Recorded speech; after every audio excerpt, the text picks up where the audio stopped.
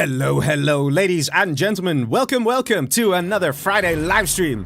We're gonna continue the Free-for-All Wars Tournament, the $1,000 tournament for some very free-for-all-like games. We're gonna enjoy ourselves tonight because we have an amazing set with some amazing players. We got the almighty, the all-famous Dr. Goldfish playing. We got Excal playing. We got Massacre, Radar, Size, Staz, and Wild Ganja. So, you know, we're gonna have a very nice set, a lot of good players. So, guys, expect some GGs tonight. And, yeah, I hope you got your schnacks ready, because this is set number 2. Set number 1 already finished. That happened Tuesday. So if you missed that, then you might want to watch it, because, man, it was good, okay? It was really good. And hopefully today we're gonna have a similar quality of games. Let's see if all the players are here. Not seeing Excal. No Excal yet. Unfortunately, Excal has been very busy these past, I don't know, weeks? Months? So we're gonna have to be a little patient with him, because he will be a father relatively soon. Okay, there he is. So he's been sorting out a lot of things and doing a lot of things, and hospitals and appointments and this and that. And, you know, one needs to keep the missus happy as well. Very important, very important. So we give a bit of extra leeway here for Excal to make sure everything's okay. Excal host or I host? I don't know if it makes a difference. Maybe me better? Let's have me host here so the players can join. I need to put Flower Oasis. Oh, didn't download the maps. Oh, naughty Excal. Naughty. Okay, there we go. Players can now join. I have to go observer very quickly. And everybody joins. Okay. So Excal's gonna go download the maps. Very nice. Yeah, so all the players are trickling in. And, yeah, guys, I'm expecting a very nice set. I actually don't know who's going to pass, because we're actually playing knockout format. So for those of you who've been following a lot of the free-for-all challenges, you would have seen a lot of the times we're using like a point system thing. Well, not this time. We're using knockout, okay? So generally free-for-all tournaments and challenges, they have one of two systems. It's either knockout or point system. And knockout basically works like this. When we start the match, the first player who dies, literally it says in the corner, has been defeated. The first player who dies is kicked out. Okay, and then the players will continue fighting in the match to continue to try and win it, because whoever wins the match wins $20. So that's pretty nice, you know, you get some money coming in just for winning. Which kind of like tackles the point where some people say, oh, point system is a bit different, it's not really made for people to try and win the match, it's more about eliminating players and things like that. Well, knockout is, in this sense, literally these two things that are going on. So the first step is eliminate a player. The first thing in the match, that player will be just gone from the tournament then. And then afterwards, the second part kicks in of the set, of the rules, and that is to try and win the match, to try and get some money, like real life money. Yes, I know, it's great. Anyway, let me set up my things here. I did a little, well, I wouldn't say prank, but a little joke to my YouTube audience. I said, guys, am I live? I was actually live. I actually was, all along. It's just we have a stream delay, so so you guys just didn't see anything. So, you know, it's okay. Let's see what people are saying here. Didn't download the maps. Okay, thought, that's right. No chat. It's no rules, so you can build Auroras. You can build super weapon. You can also build important upgrades. Winky face, like speaker tower upgrade and supply lines upgrade and worker shoes, winky face, because sometimes people forget. Just a friendly reminder. Okay, so you guys know the rules of knockout. Let's just double check here with the players while I get my Twitch set up. So hello everyone on Twitch. I see Smoke Gur saying hello. Well, hello. No forehead says Twitch chat on stream soon, question mark. Twitch chat on stream eventually. I can't make promises, because there's been so many things going on my side here, in real life things and whatever. So it's been very hard to balance time and things like that. But I do have intentions of combining the chats. I just have to find the perfect sort of way of doing it, but it will be coming. Yes, please all choose a color and stick to that color for the remainder of the set. Yes, thank you very much. I very much appreciate it. Also makes it easier for you guys to follow. Now, we do have the fancy control bar, so all the players should show their full names, okay? Not just these weird 3-letter encrypted things. Excal. Massacre. Careful there. It is chat.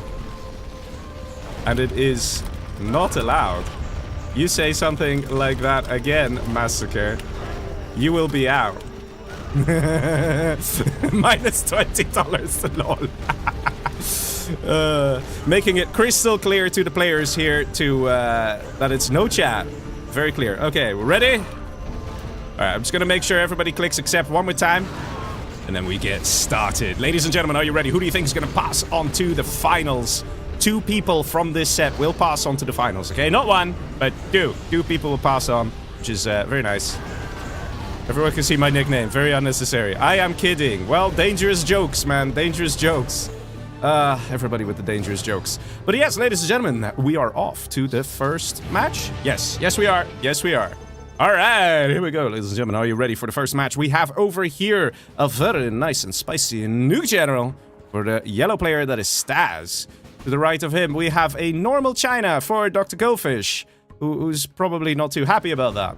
Below him, we have a very sexy pink Ganja as normal GLA. Excellent army to have in free-for-all. But also Air Force for Excal. Let's see how that's going to work out for his neighbors. The other neighbor over here, the red player, that is Size, the almighty Viking legend Size. Normal GLA. We have another normal GLA here. That is for a Massacre. Massacre probably quite happy about that as well. But, you know, Air Force is kind of scary. Finally, we have Nuke General here for Radar. And let's see how these players are gonna do. They're quite interesting armies. We only have 1 USA this entire match here on Flower Oases. And that USA is Mr. Excal as the Air Force. So there's gonna be a bit of pressure on Excal to make sure his dozers don't get stolen, okay? Because there's a lot of GLAs. There's 3 GLAs. And they're not even like they're normal GLAs. That's a scary GLA in free-for-all, because normal GLA can actually do a variety of attacks, a variety of strategies. They're quite dynamic in that sense. So Excal will have to be careful, because once his dozer is stolen, let's say over here the pink player Ganja takes it, then he will have power, and with power he gets to double his production speed, and things like that get pretty scary, even if you're an Air Force. So let's see how things pan out here for our good friend Mr. Excal. Let's see over here, Goldfish is getting fired at by a red guard from Staz. We've got a technical here from the red player, that is Size. Size trying to do a bit of a check-in what's going on the map. We have a bit of a rush happening here, just a little bit. I'm not sure if this really is a rush, just a bit of harassment of, hey man, I want the supply. Staz harassing Radar a little bit there. See technical flying in here from the pink player, that is Ganja. And does he deny the oil from Excal? Yes, he does. Wait, yes, he does. Okay, there we go. And drops off a worker ready to establish that tunnel network over there. Pretty good, pretty good. Also, we see a technical veterancy for Ganja. That is quite uncommon to see in free-for-all. Because usually, normal GLAs would rather spend that point on getting Scud launchers, because they're just very powerful to use on, well, especially Chinas. There are 3 Chinas in the game.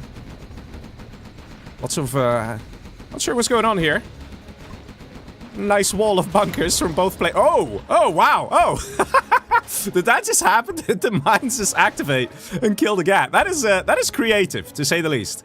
That's points for creativity. In the meantime, down below, Radar's getting pushed pretty hard here by Massacre. Massacre also as a normal GLA, so he's got a load of RPGs here, and he's got a couple of quads. These RPGs will be very dangerous against these Battle Masters. And look at that, more quads following suit. So we see Massacre, he wants to push, he wants to try and take this island for himself. Mind you, if you can take out a player and get their island, man, there's so much money here. There's money over here, there's oil, more money here. And in the meantime, there is still a slight threat from the yellow player, that is Staz. Just a little bit, just a little bit. One thing's for sure, Radar is not looking very peachy over here. I'll tell you that. Let's see, we got Humvees out of Excal, and the strategy center is up. But he is kind of cornered. If you look at the minimap, he's just kind of squished into this little section. But he is still dangerous. And he just entered the mid-game, getting that strat center up. So he's going to be nice and powerful with these Humvees. There we go, B Legacy, coming in with 5 gifted memberships. Thank you very much, good sir. Really appreciate it. See what's happening on this side. We do have the red player Size now having to retreat, having to deal with this threat of Excal. And Humvees will absolutely shred these quads. These are search and destroy Humvees. Quads cannot stop that. We need to see a palace out. Do we see a palace? Size. Okay, 76%. There is a palace, sort of. Being constructed, sort of. And the first thing he's going to get, Mr. Size, he's going to get himself a Jarman Kell so he can snipe these Humvees bit by bit. And hopefully he's going to get a couple rocket buggies too. Because right now, Excal is looking kind of dangerous here. Looks like the threat over here has been taken out. So Massacre did not manage to take out the purple player Radar. And again, we still see Staz over here saying like, dude, just give me the money. Like, he doesn't even look that aggressive, Mr. Staz. He's just like, just give me the money, dude. Okay, never mind. Okay, never mind. He's looking aggressive. He's looking aggressive. But actually, no, he's not attacking. You see? So he's not even really trying to take out the purple player. He's more concerned about knocking out another player, a guy like Excal or Size. So Excal and Size fighting each other right now is probably something that all the players will be happy with. We had that looked like a carpet bomber hit over here. There was an arms dealer here that got taken down. This one low health, and we have rocket buggies out. And an attempted terror attack from Size. We do have amazing latency here, so if he gets lucky, he could try pull it off. First airfield going up here for Excal. Excal definitely not wasting time. He knows that if he can eliminate a player quickly, he will pass on to the next match, further increasing his chances of getting into the finals. Few rocket buggies gonna make it difficult here to destroy all these Humvees. Still 3 remaining. One of them Vet 3. So that is powerful, man. Excal already with the general powers coming in. We got a Spectre gunship flying in to go for the production again. Let's see if he manages to take out an arms dealer. Probably will. And this other hole that was rebuilding here also gets taken. Nah, it's still alive. Could be rebuilt quickly. But one thing's for sure, there are not many buggies out from Size. And we finally see the Jarman, a little late there, but it's there, and that's what matters. 2 rocket buggies and a Jarman can definitely deter this army. But look at what's happened, man. Air Force for Excal, he's almost level 4. Just the general powers alone make this very juicy here for Mr. Excal. Airfield is up. Let's see what he's going to go for. It probably will be King Raptors, but it could also be Stealth Comanche, just to fly in around the back, take out a black market or 2, and things like that. Rocket buggies trying to find something to kill, but Excal has fully retreated here. We see a Burton as well. We see another firebase going up. So far, nobody has died yet, and Excal is starting to sweat. He's like, why is no one dying? That means that I am still a potential target. So he's getting a 3rd firebase on this side in case Pink Ganja starts to push. Because then there might still be a problem for Mr. Excal. He needs to make it happen. He needs to take out Size if he wants to be fully safe here, moving on to the next round. In the meantime, we see the attack commencing from Radar. Did a nice carpet bomb here and is taking out a supply and an oil. Nice hit. And slowly but surely, Massacre is losing this section here. Very nice cleanup from Radar. Coming in with a powerful push. And oh my god, what is this? Across the map, Stas comes in and goes for Excal. Whoa! This is a targeted assault right here. This is Stas thinking, hey man, I'm not being attacked anywhere. I have free reign in this match. I'd rather kill Excal and have him be eliminated from the tournament, increasing my chances of actually winning more prize money. And just like that, Excal is now in trouble. This is the thing he was hoping to avoid. That's why he was building the extra firebase. He did not want Pink to also try and push and engage. But randomly, Yellow going across the map. Now retreating, Yellow is waiting for another army to come in. Pressure is mounting here on Excal. He needs to find a way to kill a player, because one thing's for sure, these 2 players, Yellow and Red, Size and Stas, will not stop until Excal is dead. Excal might just try a completely different approach. We might see him switch it up to Stealth Comanche if he can. He's getting secondary eco. I'm not sure if that's the right move at this point. But he needs to try and look around the map and look for an easy target to kill and wipe out that player to secure himself a spot in the next match, because this army will push. It will come in and it will wreak havoc. We have an artillery barrage coming in as well from Mr. Staz. And we have one hell of a donation coming in there from GDMV saying, "You're a great caster. Thanks to the community for keeping my childhood alive." Well, thank you very much for that amazing donation, buddy. But let's see what's going to happen here. We got the carpet bomber flying in. Could get intercepted by these Humvees. And having to deal with both Size and Staz is not easy. Artillery barrage takes out the strat center. Carpet bomber comes in. Does it get taken out? It does, but it drops a few bombs. Doesn't kill much, but it leaves an annoying puddle of radiation. In the meantime, we have the push coming in with the overlords. Carpet bomber is not available because the strat center has been destroyed. So far, it is looking dire here for Excal as he's getting 2v1 here. There's no way he can hang on and kill this unless he reaches level 5 somehow or gets some good laser locks going. He's trying to deal some damage with the Colonel Burton and just continues to try and decimate this army. He's getting lucky with some of these kills here and actually managing to take out most of this army and flying a little too close to the sun here. Staz finds himself in the range of the rocket buggies of Size, and this whole army actually got cleaned up pretty easily there, which is quite surprising. We have a MiG. Was that a nuke MiG? Bruh. Was that a nuke MiG? I think it was. Yes, we have a nuke MiG upgrade for Staz. Oh man, and now Staz trying to get the hell out of there as he sees his attack completely failed here. Excal must have a little smile on his face right now thinking, "Oh Staz, you done did fuck up, buddy." Nuke Mix coming in, trying to deal some damage, and no, the Humvees! Oh, this is where things will start to get very painful for Mr. Excal. Will Size capitalize on this and push? Nobody else is dying. Nobody else is under attack. The only other player who is somewhat weak is Purple over here, whose base fits in a single screen. Oh man. Is Excal going to be able to survive? Carpet Bomber now moving in from Excal. He's going to try and take these buggies out. And does he get some... no, nicely dodged there by Size. Oh, man. Gotta say, feels bad for Excal here. He's kind of screwed. Also, thank you very much to GDMV for the donation. He says, for the prize pool. So I see RVB, is he watching? Is he watching? Not seeing him in the live chat. But Red versus Blue, the guy who's been organizing, you know, like, hey man, it's to the prize pool. Because he's the one who's been organizing everything. So it's very nice. Red vs. Blue, big shout out to him for making this possible as well as the main sponsor of this event, which is Wild Communist. So thank you very much there to Wild Communist for making this tournament possible. Let's see, Jarman Kell now moving in from Big Size. Another push, gonna go in for Excal. Excal still has to be careful. At the end of the day, one of the biggest fears Excal must be having right now is a nuke MiG strike on these Humvees. Jarmikel also forcing it impossible for a Burton to take out these rocket buggies. Nice split fire, man. Holy shit. Amazing. Rebels coming in over here, and again we see Staz, the yellow player, coming with a carpet bomb over here on the strategy center of Excal. Excal is running out of time. He's running out of time all the way. And to be honest, the other players might be watching with their internet sensors and whatever and being like, yeah, that's fine. I don't mind Excal getting kicked out. He is arguably the best player in this tournament.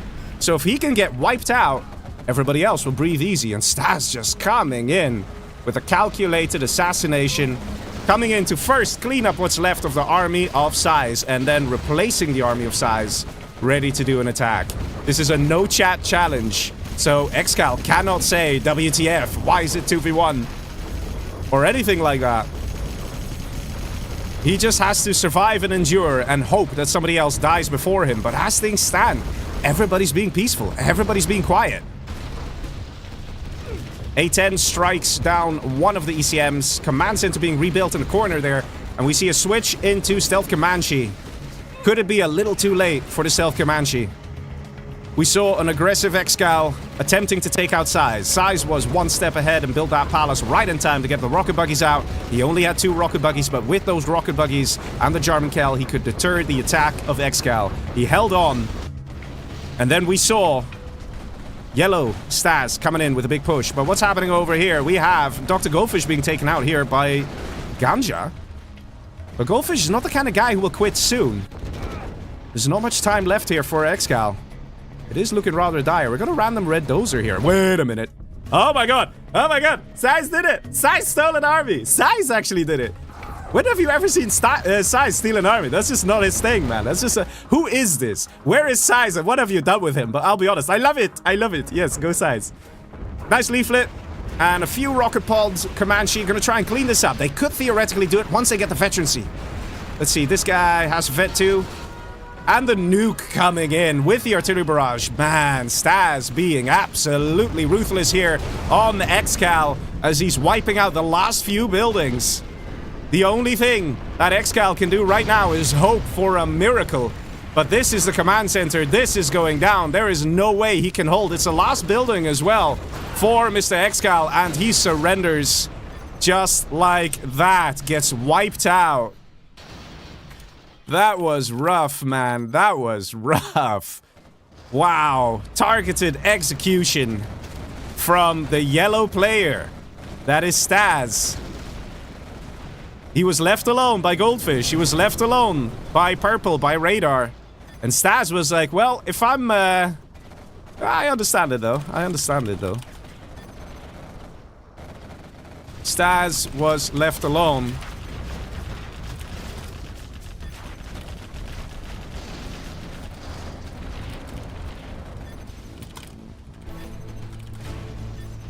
Yeah, so basically this is it. Stas had the opportunity. How can he go? I think it makes sense.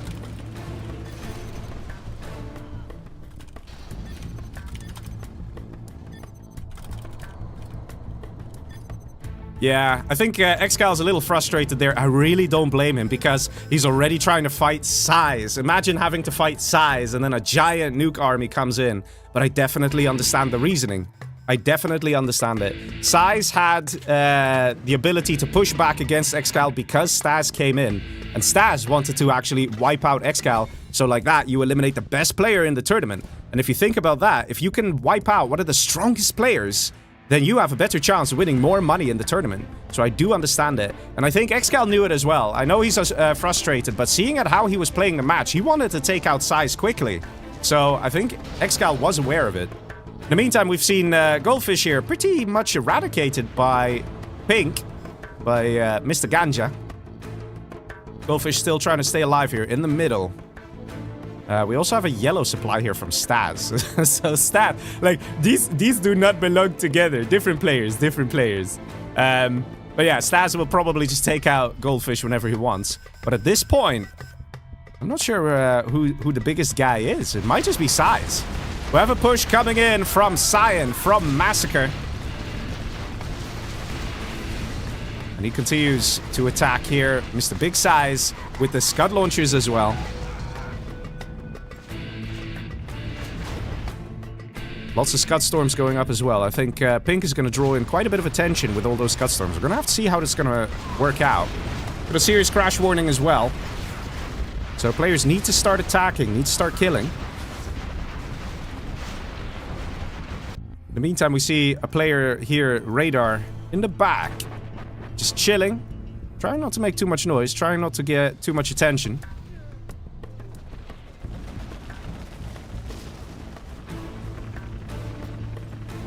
Yeah, I think I see Excal in the chat. Yeah, he's pretty annoyed. Again, I completely understand that he's annoyed. I think anyone in his position would be annoyed at what happened. But at the same time, I definitely understand the reasoning as well from Stas. Stas being in the position he was in, he actually had the match in the palm of his hands. He could choose who he wanted to eliminate. Pink was being, Goldfish was here being super peaceful. Purple was not in a position to do anything. Goldfish has now been taken out here by Mr. Ganja. And now it's Size who's under serious threat. See, the thing is, all these players here are good players, right? So you have to understand, they do a lot of tactical thinking as well.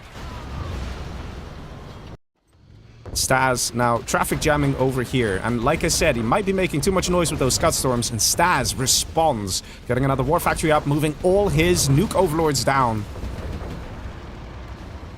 PJJ says, what's wrong with Staz? I personally think that Staz played it right.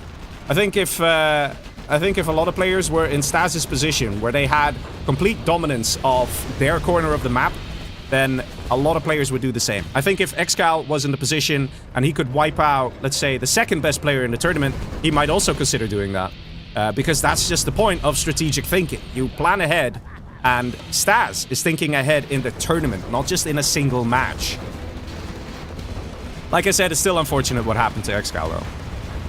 If his attack was a bit more successful against Size, and he managed to take out Size, then he would still be in the tournament and would be guaranteed a spot in the next match.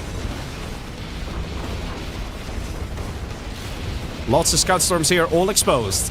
Staz ready to push in. And no real defense coming out of Ganja here. He's just kind of taking a beating. He's deciding to go for a counter-attack. Do we see nuke MiGs out? Because we have a lot of airfields. We have a few nuke MiGs. That is one easy way to get rid of those battle buses. And what? Was that a neutron? Oh my god, that was a neutron nuke cannon shooting in the back here, clearing the bus. That's amazing. That's amazing, man. In the meantime, we see the push continuing over here. Massacre actually showing Size who's boss. It's not something I expected to see here. Mr. Big Size struggling with two armies against Massacre here. Oh, Massacre does have Nuke General, but still. Very good plays here from Mr. Massacre. Size did take a bit of a beating earlier on against Excal, but still. El Caprul says Size is next. Well, let's see what the next match is going to bring us. But so far, there's a lot of chaos and destruction. And the players might just take note of what Staz did in the previous match and be like, Staz is a dangerous guy. And there might be more interest in trying to focus Staz next match. It's just how the game works. At the end of the day, we're starting with 7 players in this set, and only 2 can reach the finals. And it all comes down to tactics, and of course, there's always a degree of luck involved as well. I hear a nuke being fired. Is that over? Ooh, hello, on the Scud Storm. So right now, we kind of have like 2 1v1s going on. We've got yellow and pink, and we've got cyan and red. And to be honest, both pink and red here are very much struggling against these attacks. Staz doing an excellent job being just Nuke General and managing to deal an insane amount of damage to Ganja. Staz even has less income, but look at that KD, man. That's a glorious KD. And that's because Nuke Overlords are very powerful against GLA. If GLA doesn't have Scud Launchers, you can just go in and destroy everything. I think we did see, yeah, we do see Scud Launchers from the pink player here that is Ganja, but not enough. Got some mobs out as well. Also very good counter to those overlords. But again, just a random overlord in the back firing here. We've got the constant neutron shelling as well. So what this does is this nuke cannon firing on the tunnel network will clear all the units inside the tunnel network. It's a really nice, easy way. It's like basically a dragon tank clearing a garrison and all the infantry die. This sucker clears all the units in the tunnel network. So, you know, that's a very easy way to get like a whole load of bus kills, for example.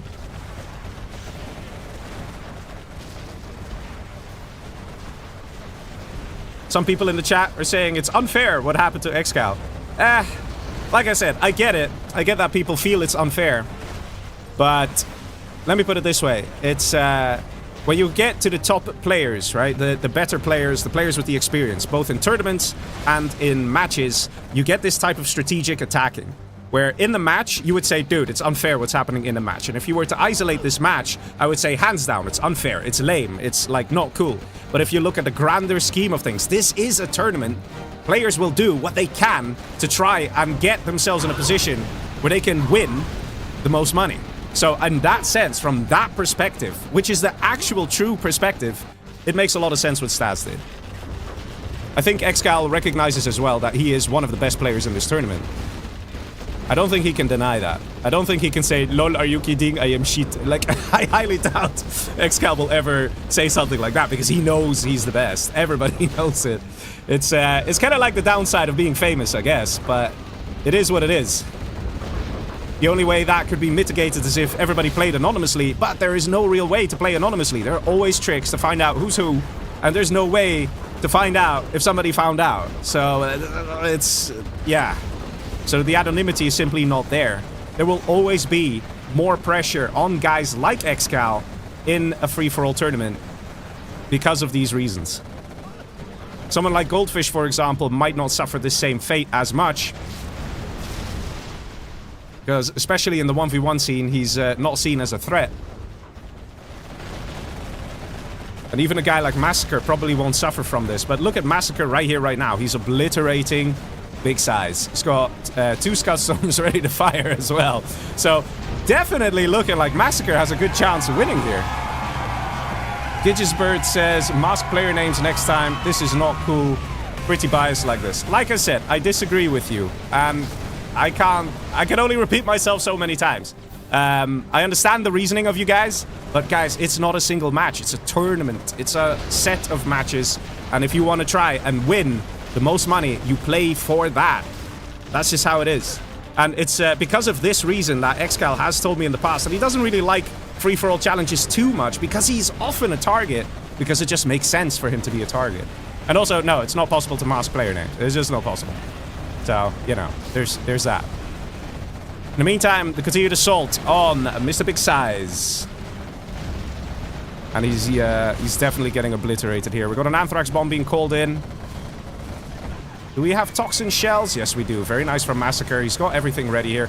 Got a few Comanche ready to do the last attacks here. As Mr. Big Size being wiped out here. GG, he says, and is eliminated by Massacre. Very nice plays. We see an Internet Center. A little late there, actually. He's got 2 Scud Storms ready. You'd think the guy gets Internet Center a little sooner. In the meantime, Staz continuing to push as well. It's clear that if these players, if Staz or Radar, purple and yellow, if they want to have a chance of winning this match, they got to work together to face off against Cyan. GG says Ganja. Ganja eliminated. Very well played by Staz. So far, you guys can see in this match, Staz is a very good player. He managed to take out Ganja, who's got a better army. I'm sorry, but normal GLA is just a better army than Nuke. But Staz, relentless as ever, is getting those kills in. 3.2 KD. He's got a pretty decent income per minute for a China player as well. He is doing a good job.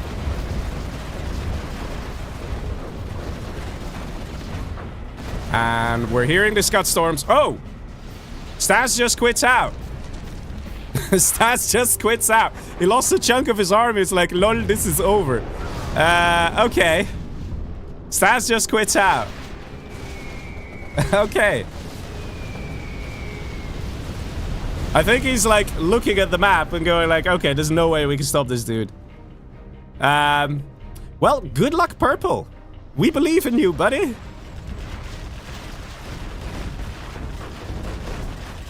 Purple's got mostly just Battle Masters and Overlords here. But there's an army down south here from Massacre. He's now rerouting them into the tunnel network. And he's going to come out from the side here and try and do a base attack. Got some nuke bigs in the back from Radar, just kind of chilling here. Should probably get used. But even so, the pressure here on Radar is immense. The income per minute difference is huge. And the army disadvantage is real. Once a few Scud launchers pop and start taking out this army, it is over. Over here, perfect tunnel network. And do some popping. These Overlords are very powerful, but Scud launchers make quick work of them. Get rid of everything. Look at this. Look at this army of Scud launchers. And this is when things start to hurt real bad for Mr. Radar. Oh, look at these powerful Overlords getting absolutely shredded by the Scud launchers, shooting safely from the back here. Might see an angry mob being created as well, just to kind of clear this up.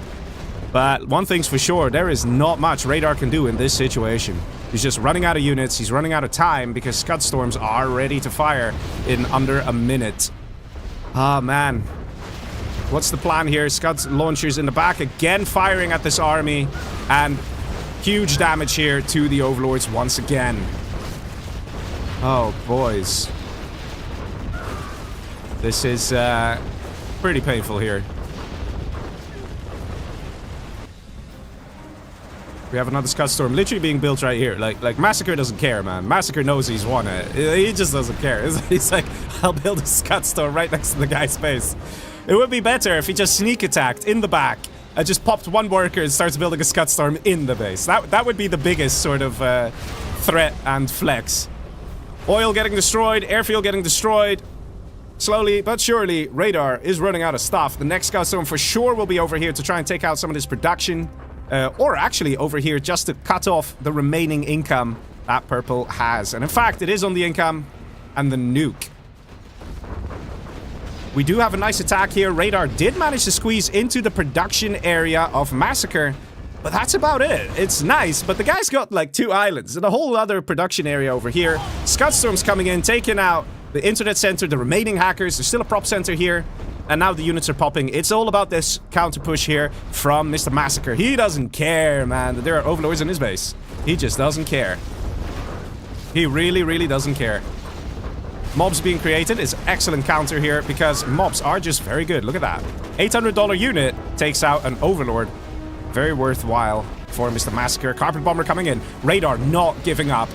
He wants to try and sit this through and see how much damage he can do. But there's still overlords here.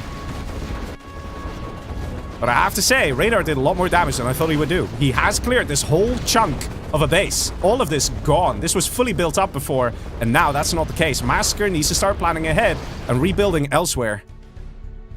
He's building markets over here. He's recognizing that he's in some sort of trouble. But look at that income per minute, guys. Radar's time is running out.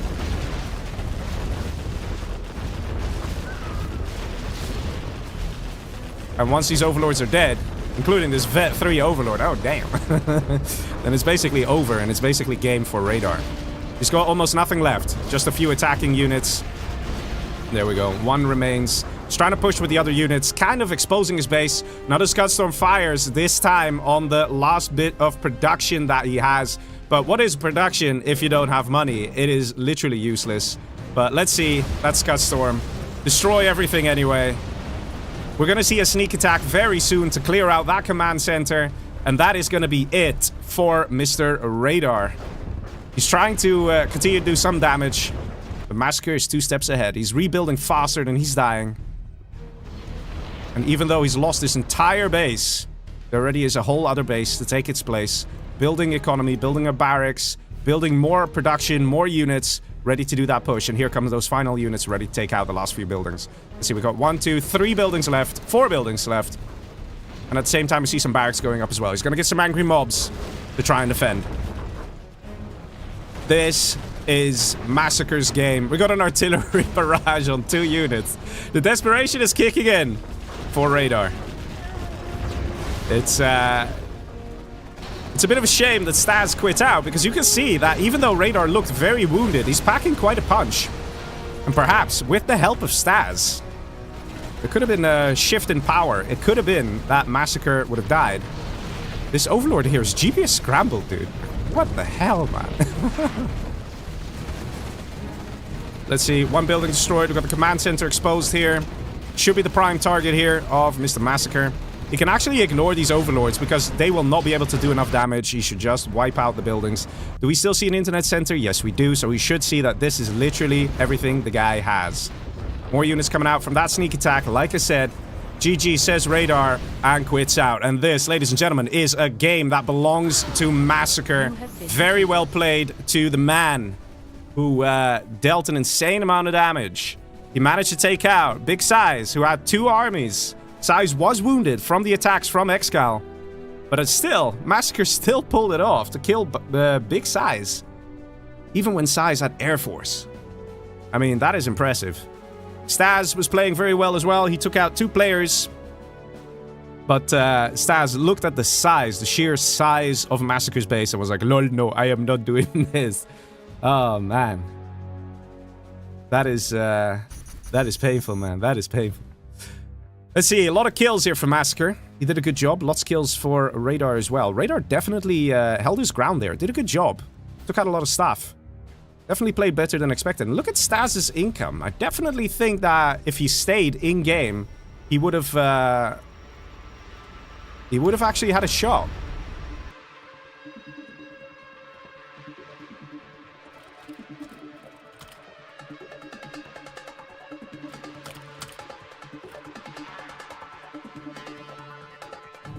Alright, let's see. Let's go to the next match. That's gonna be Volcano Revenge. Let's see where it is. Volcano Revenge. So we had Glacier 6 last time around and it kept crashing. So we swapped out the map to Volcano Revenge.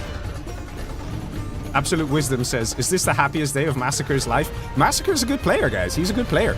I mean, you're seeing it. You saw what he pulled off. He is a good player. He's also got his own YouTube channel. Almost all the players here tonight have their own YouTube channel, and I very much suggest you check him out. Links are in the description.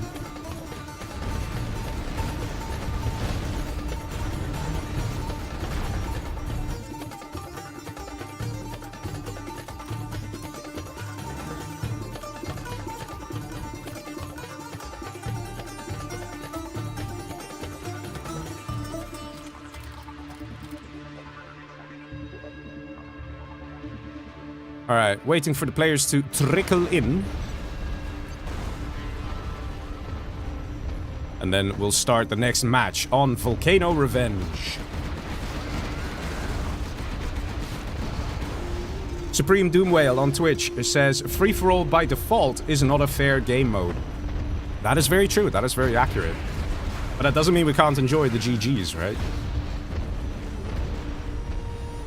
It's, I do feel bad for what happened to Excal, and I see a lot of you guys also are upset about it, but this is something that can just happen. Oh, whoops. Whoops.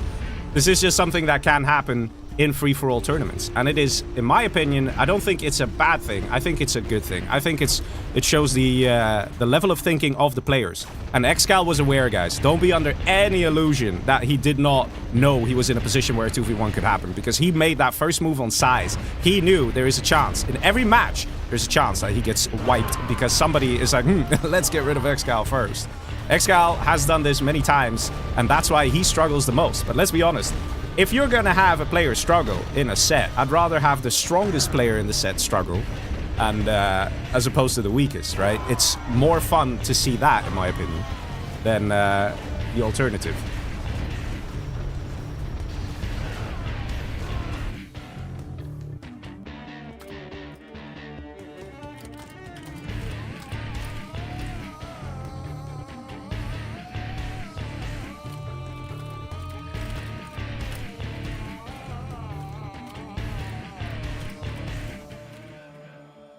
One second here, guys.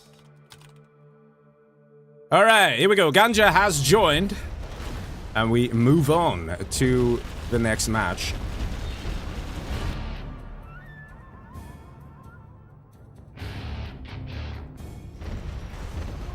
Everyone ready to see the next match unfold? Also, we got some people in the chat who are trying to be a bit mean. Can we not have people be mean? We could also just agree that things are what they are, and, you know, we can still enjoy the games. At the end of the day, we're having some great games.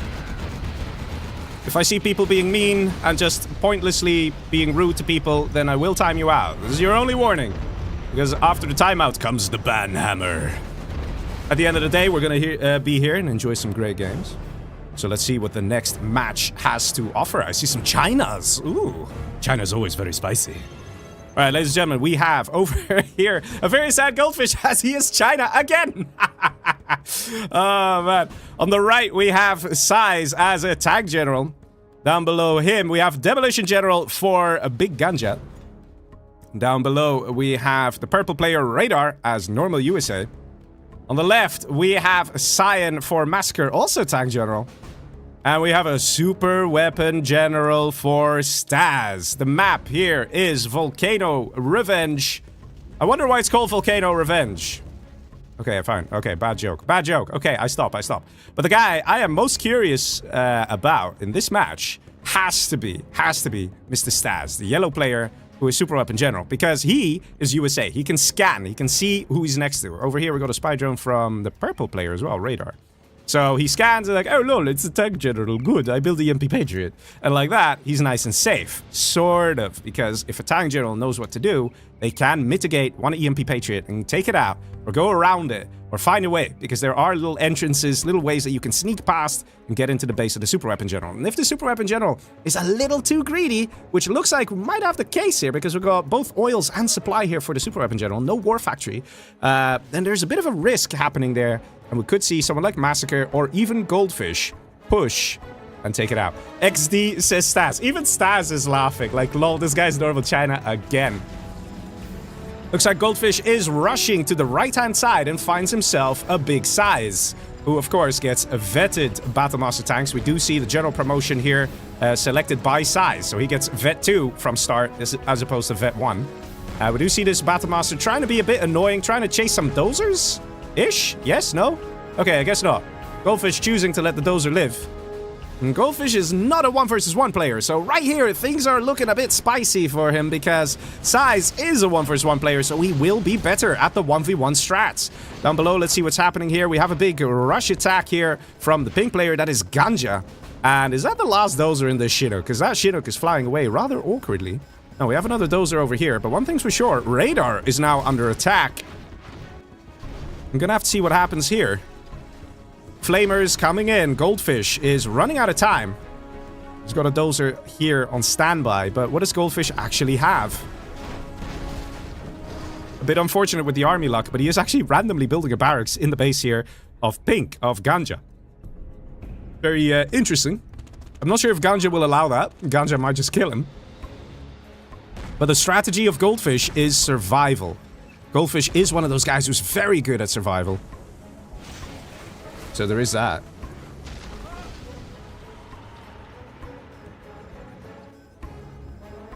Palace going up for Ganja. Ganja getting ready to deal some serious damage and has the ability to kick out Radar right here, right now. Got a dozer here. We still have that Chinook floating above the volcano. Totally safe, guys. Totally safe. And we actually see a flamer coming in from Massacre. Massacre probably thinking like, hey, what's going on here? I don't like this. Plus, free XP for me. So he just goes in for the kill.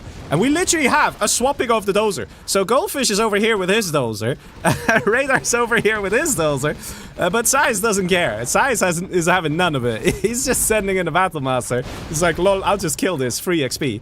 And now we have Staz going in, taking out a dozer from Size. Is Size dozer hunted as well now? Oh, man. Oh, man.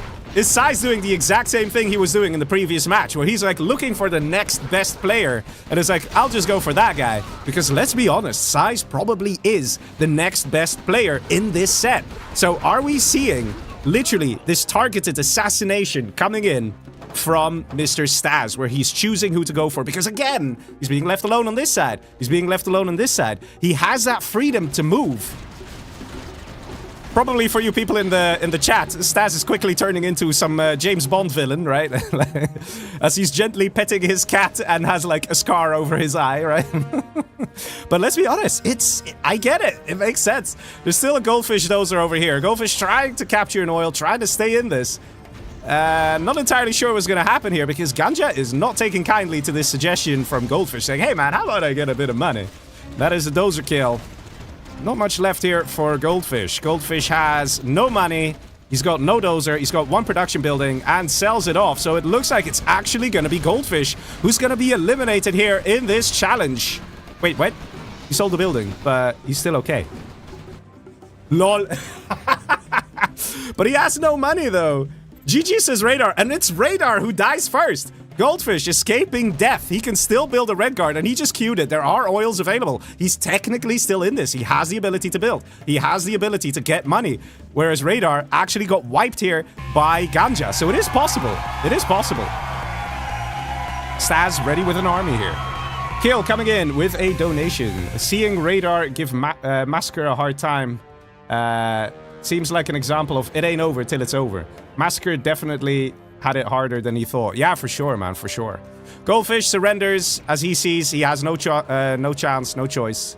He gets destroyed here. Last units, last building, but Goldfish survived just about to reach the next match. In the meantime, we see Size here. Size also can breathe easy because even though Size is those are hunted, he's still in the next match. He's not going to win this one, but he's still in the next match. So far, I have to say, Stas is playing this very well. He got a little lucky. He's not getting attacked by anyone for some reason. It's just luck how it is because, you know, players do tend to prefer attacking horizontally than vertically. There is that. There is that. So Goldfish being here, he sent his first dozer here. So you just know he's likely to attack this player. There is some psychology behind it. So Stas just got lucky. He was in a good spot and he was not getting attacked by Cyan. And look at Cyan. He's actually playing this very bizarre. Why is he being defensive against a super weapon general? That is like the worst thing you can do when you're a tank general. Your strength lies in rushing. But that doesn't seem to be the case here for Massacre. He's not doing that. In the meantime, Ganja slowly getting eradicated here by Big Size. Not much going on here for Mr. Ganja. He might want to try and invest in some Scud launchers. He could try and hang on with them. Going for battle buses instead. But I don't know if... yeah, Scud launchers would be the only way to stop something like this. Jarman, also very good move. And we do see a battle bus. Battle bus could, I guess, be okay. As long as the micro is on point. That is very important. If the micro is good, then it could still work out.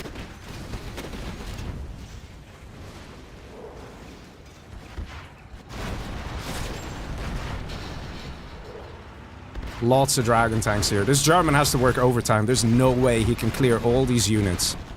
No way.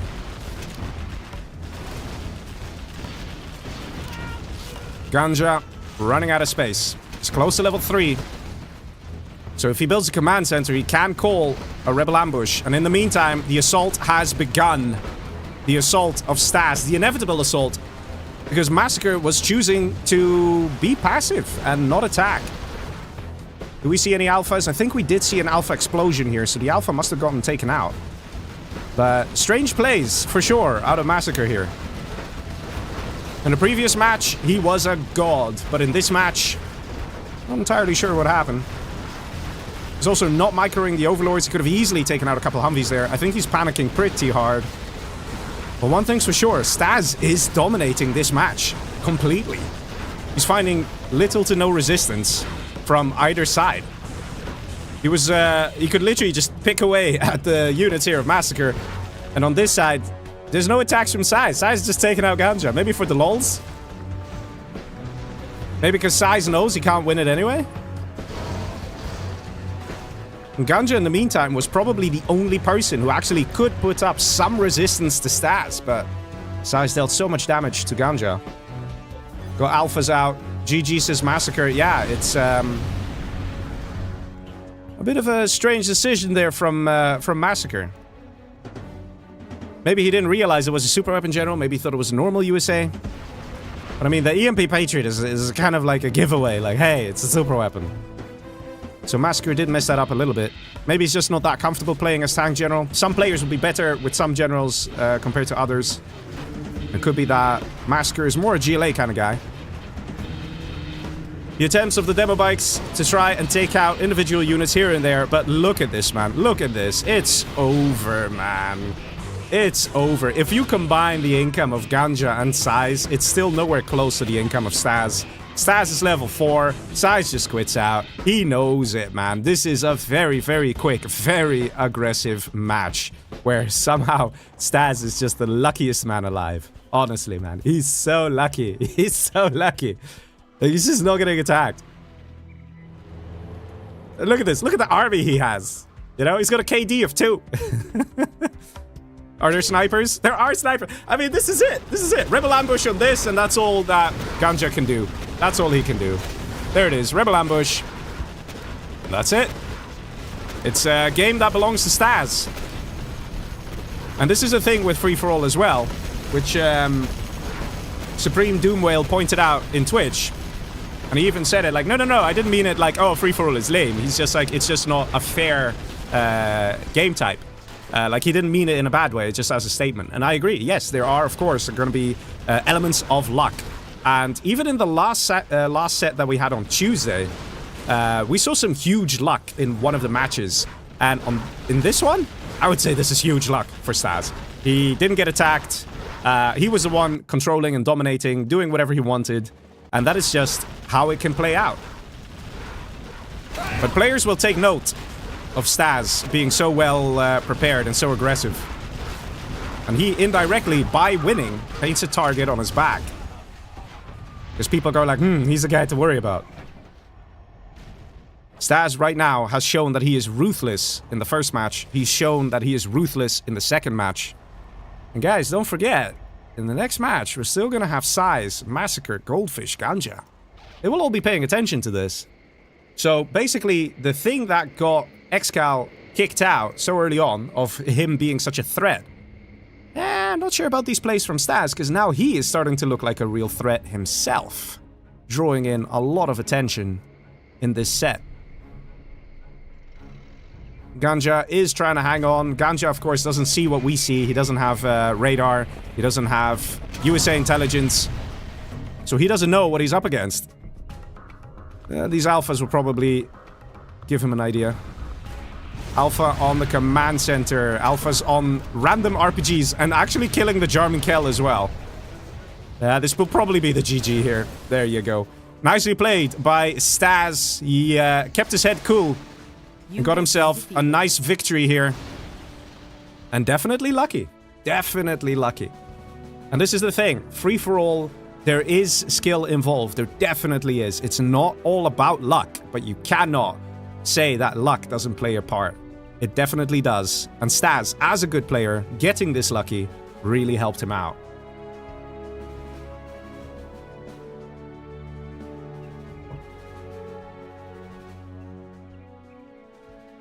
Mosen says, technically Goldfish was dead before radar. That is not true. Goldfish still had a barracks, was producing red guard to capture oils. So he had the ability to build, he was having an ability to get money, whereas radar literally quit out and was dead. So technically, he wasn't out. Alright, next match is going to be the 5-player match. We are definitely racing through this set, actually. Like, very nice and fast. Like, damn. See, the next match is going to be Chunk Island. Oh, yeah. Chunk Island for the win, boys. Chunk Island is such a nice map. RMG said, where are the Auroras? Oh, they're there. They're there. Auroras came. Auroras happened. But Staz was just having a good time, man. Staz was just having a good time. Who killed Size? No chat.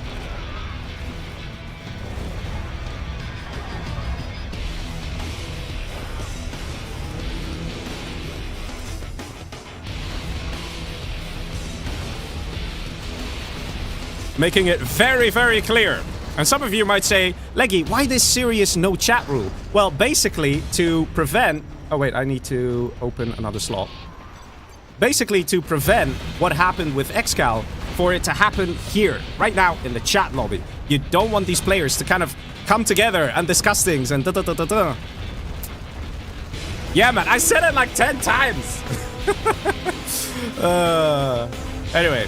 But basically, we don't want that. We don't want the players going into the match already having little secret agreements. Yeah, you can go full. Yeah, you can go full name. Not sure about GC Staz though. Does that work? I might need to double check that. Or Staz. Otherwise, his name won't show up fully on the control bar thing. Okay, Staz like that. That's good.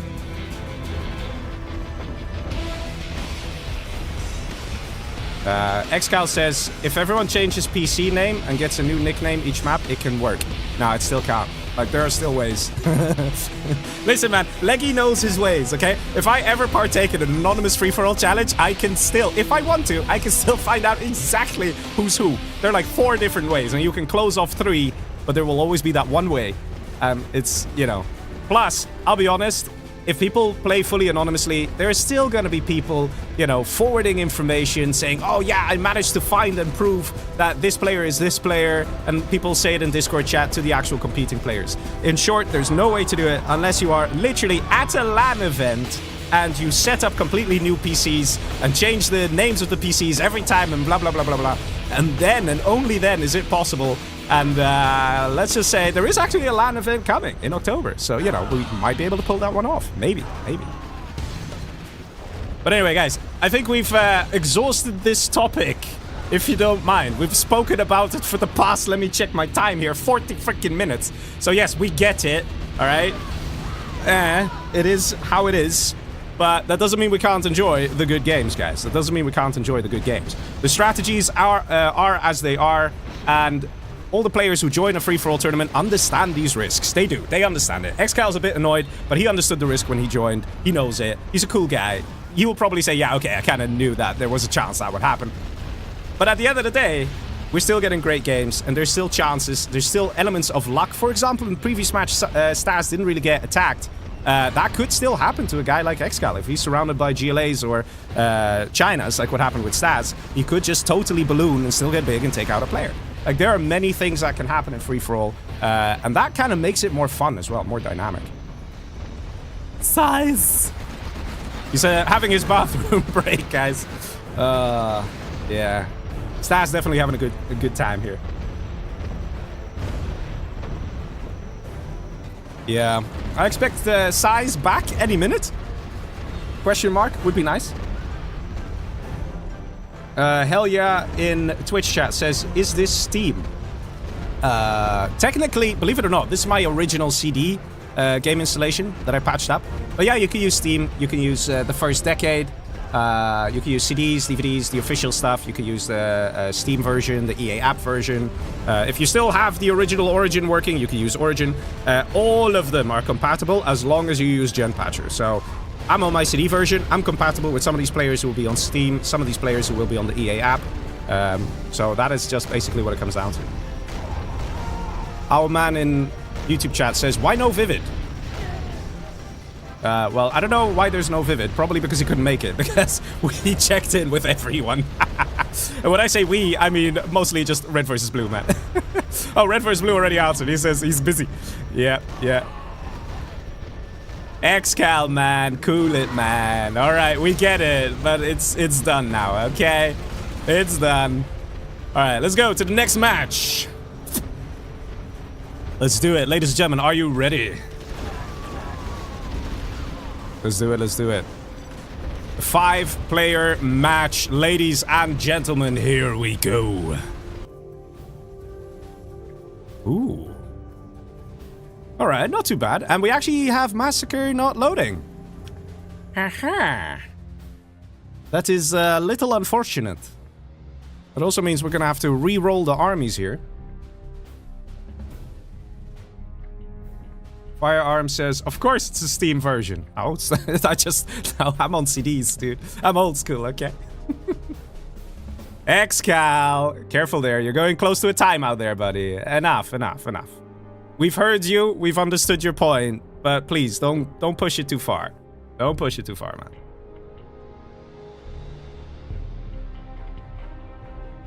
What's the reason for the 3-letter names, asks Multihog. The reason for the 3-letter names is because when you are 8 players in a lobby, so not even in-game, just literally when you're setting up the match and you're about to click accept or play game, at that point, if you have more than 3 letters, the game will crash. It's just a weird bug. I don't know how people figured out that if you just all change your name to 3 letters, it works. I don't know how they found that one out. Like, that, I'd be curious to see that. But yeah, it's... okay... did anyone restart their game? Let's start there. Very important question. Because if one person did, we're gonna have to restart the match. No. Okay. Well, let's go. I'll double check again with the players. Did anyone restart their game? It's very important that we know this. Oh, you guys are seeing a cool control bar that's passing out. No.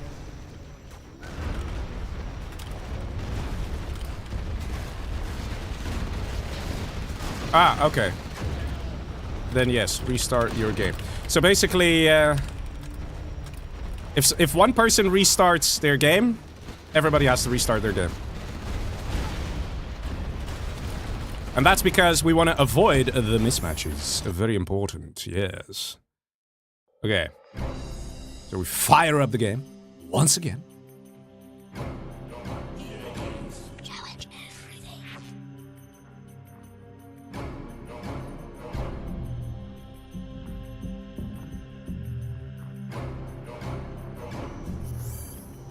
Firearm says, Leggy, unmod nickname in YouTube, he sucks. I don't think I will. Okay.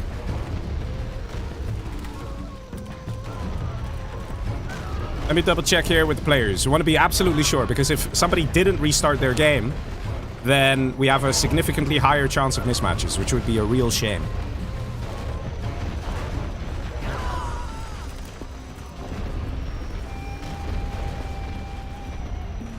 Let's double check here with the Viking legend, Mr. Big Size. JF says, wish Fish would get GLA this time. Yep, I'm sure he's wishing it as well. Alright, let's see. Who's still missing here from the bunch? Who's still missing here?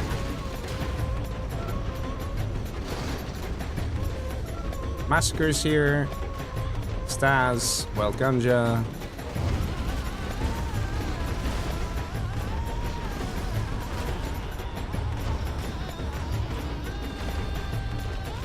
Who's missing? Ganja's here. Stas is here. Size is here. Massacre. Goldfish. There he is. Okay. I'm sure he did, because he even just said it. But just want to double check.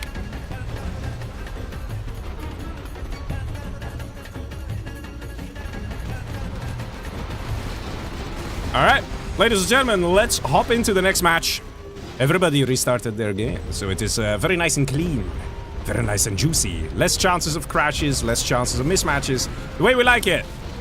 Massacre. Massacre. Okay, that's Massacre?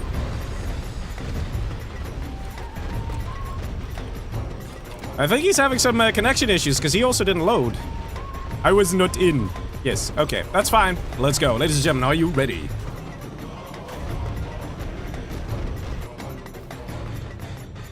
Whoa! And Massacre's not loading again. That's not good, man. That's not good. Can I actually connect with him on Radmin? I can connect with him on Radmin, so something's going on with Massacre here. Oh, boys. Oh, boys. Okay. That's not good. Mind you, this would have been one crazy match. 3 super weapons, a USA, and a nuke. I don't think you wanted to be the nuke. Just saying. Or the USA, I guess. Well, USA is not too bad. You can get some Humvees and stuff.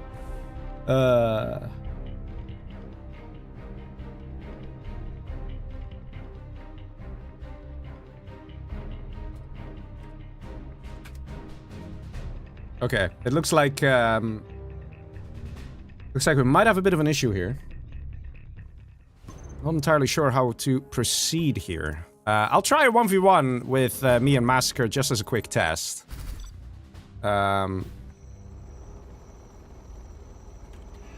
He also wasn't in.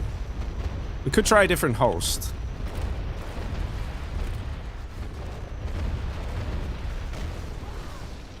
But that was looking not too great there.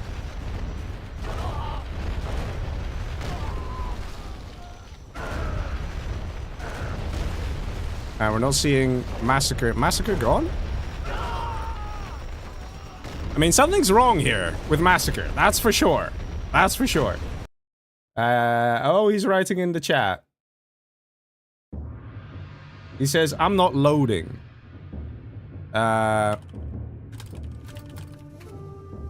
Okay.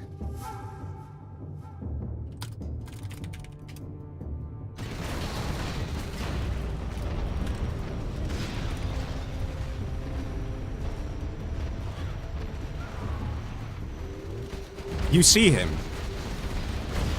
Okay, now I see him.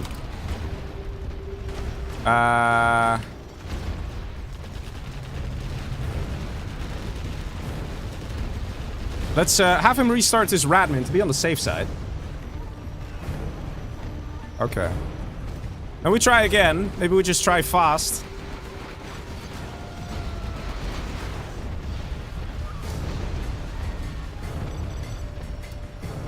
We see if we can...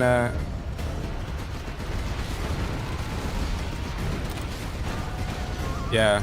We should hurry up here. Ganja! Ganja! There we go. Alright, let's see if it will work now. Because we're doing it a little faster. Hosting and playing. And yes, we're good. We are good. And Goldfish is in fact a GLA. And why is it saying Bunker Buster? Okay. Well, yes, ladies and gentlemen, here we are in the next match, the 5-player match. We have Demolition General here for Size. Size has been having some very nice armies, actually. Okay, he was tagged, but still. Over here, we got Ganja as Stealth General. On the left here, we have Massacre as Laser General. Very powerful army. Above him, we have the Nuke General for Staz, just like the first match. And up here, the man we're going to expect a lot of great things from, Dr. Goldfish as GLA. Let's see how they're going to do in this map. The map, of course, Chunk Island. Very nice. Very open as well. So you can do a lot of attacks, do a lot of nasty things in a lot of places. And that's what we like to see, right? Of course, the GLAs will dominate just a little bit more. And we do have 3 GLA players. 1 normal GLA, 1 stealth, and 1 demo. So it's going to be interesting to see what's going to happen here in this match. I do suspect we're going to see Massacre slightly on the back foot until he gets his Search and Destroy up. Until then, he should be very careful with who he wants to push, because he will be exposing himself. And in a way, the same thing sort of applies to Staz. And because of what I said before, Staz made a lot of noise in the previous matches. So he might actually become a target as well. Redguard running away here. So Staz was going to take this oil, saw this was going up, and is running away. Could be a subtle hint to Goldfish. Like, hey man, you know, you can have the oil. And here we go. What did I say? Massacre is so worried about Staz because of Staz's performance. Massacre is going all in. And guess what? There is an absolute army advantage. A USA versus Nuke General in the very early game has that army advantage. So we could see Massacre doing it here. We could see him literally taking out Staz as a player right here, right now. He's got 2 Humvees. That nuke reactor is going down, boys. And those Humvees are still alive. Barracks going up here. No new nuke reactor being established. Right now, pressure is on Staz. And that's what I said, man. Staz was making a lot of noise in the previous matches because he was being so ruthless, because he was being so scary. So if there could be the choice to eliminate Ganja or over here Staz, and Massacre having an army advantage against Staz, he's like, yeah, that's an easy. That's a no-brainer. Also, very wise decision here of Massacre to take out Staz, because if Staz is eliminated, then Massacre also reaches the next match. Getting closer and closer to getting to the finals. So very good thinking there. This was what I mean with the strategic thinking. In the meantime, we see the pink player here, Ganja. He looks rather peaceful. And Staz just quits out. Ladies and gentlemen, Staz just quits out. Not much left. He had his dozer over here. The other dozer was destroyed. War Factory was under threat. And he just recognized, man, he lost the army lottery. He was super lucky in the previous match. But in this one, no dice. He's gone. Oh, man. Poor Staz, wiped out clean by Massacre. The man who played so well in the first match, showing his muscles yet again. And there you go. The dangers that are in a free-for-all tournament are sometimes the hidden dangers of playing too well and being too powerful. Because you do become a target. If we see over here the pink player Ganja, he's quite peaceful, you know. Size over here, Size is just expecting to get rushed. If you see this this build here, how he has all these tunnels, all the defenses, all the bunkers, he's like, oh man, they're coming for me, man, they're coming for me. But no, it was actually Staz that became the target and got wiped clean off the map here by Massacre with a KD of 15. So there you go, guys, there you go.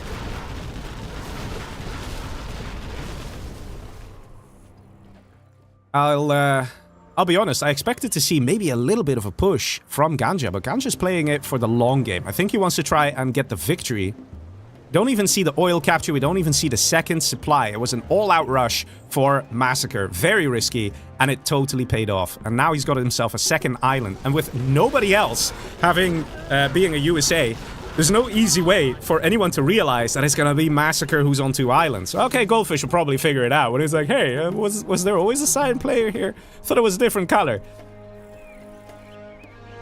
But the other guys have no clue what happened. Ganja might just assume that red over here, big size, took out somebody.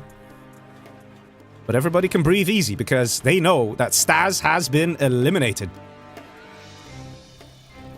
Palace going up from Size. Very good. Size as Demolition General might want to get the Demolitions upgrade so he can get those powerful demo bikes if he needs them. Income per minute here, Ganja is reigning supreme with 15k per minute. He is not attacking anyone, he's going full eco. He's got an oil over here, he's got an oil over here, supply. Down below he's got supply, oil. Like, he is a rich man, capitalizing on it. He's getting a palace. I expect to see a whole load of black markets going up the moment this sucker hits 100%. Also a lot of quads out as well. So Ganja is prepping himself either for a push somewhere or just wants to have a full tunnel to defend if needs be. First market going up. Yeah, I expected a few more markets. Ganja, where are your markets, bro? We see supply going up here as well. And hijackers. Very nice here from Ganja. We see a lot of Humvees here protecting this dozer. That's building a strat center. Time is running out here for this hijacker, because when this is ready, we're gonna see search and destroy for sure. Looks like we do get, in fact, a bit of an attack here from Pink. And Size being relentless up top. Dealing a lot of damage to Dr. Goldfish.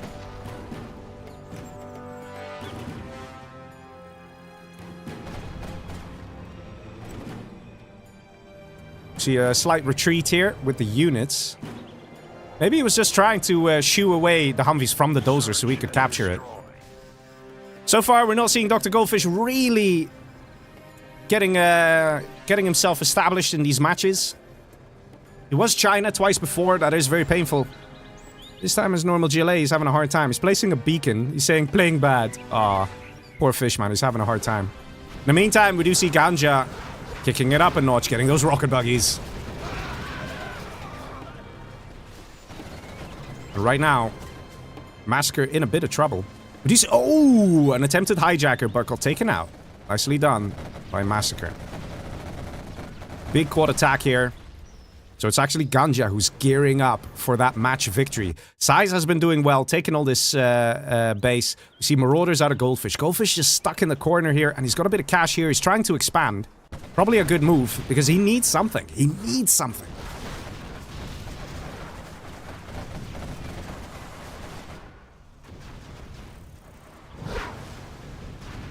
Massacre really struggling here. He's getting a Laser Patriot up, and he's going low power. Oh, man. Oh, man.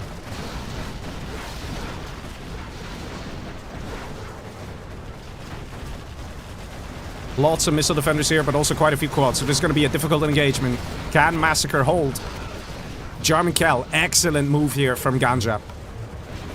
Thinking one step ahead, knowing the evacs would come in. Rocket buggies now decimating these Humvees. War Factory is going up on the left side here for Massacre. He's not going to give up that easily.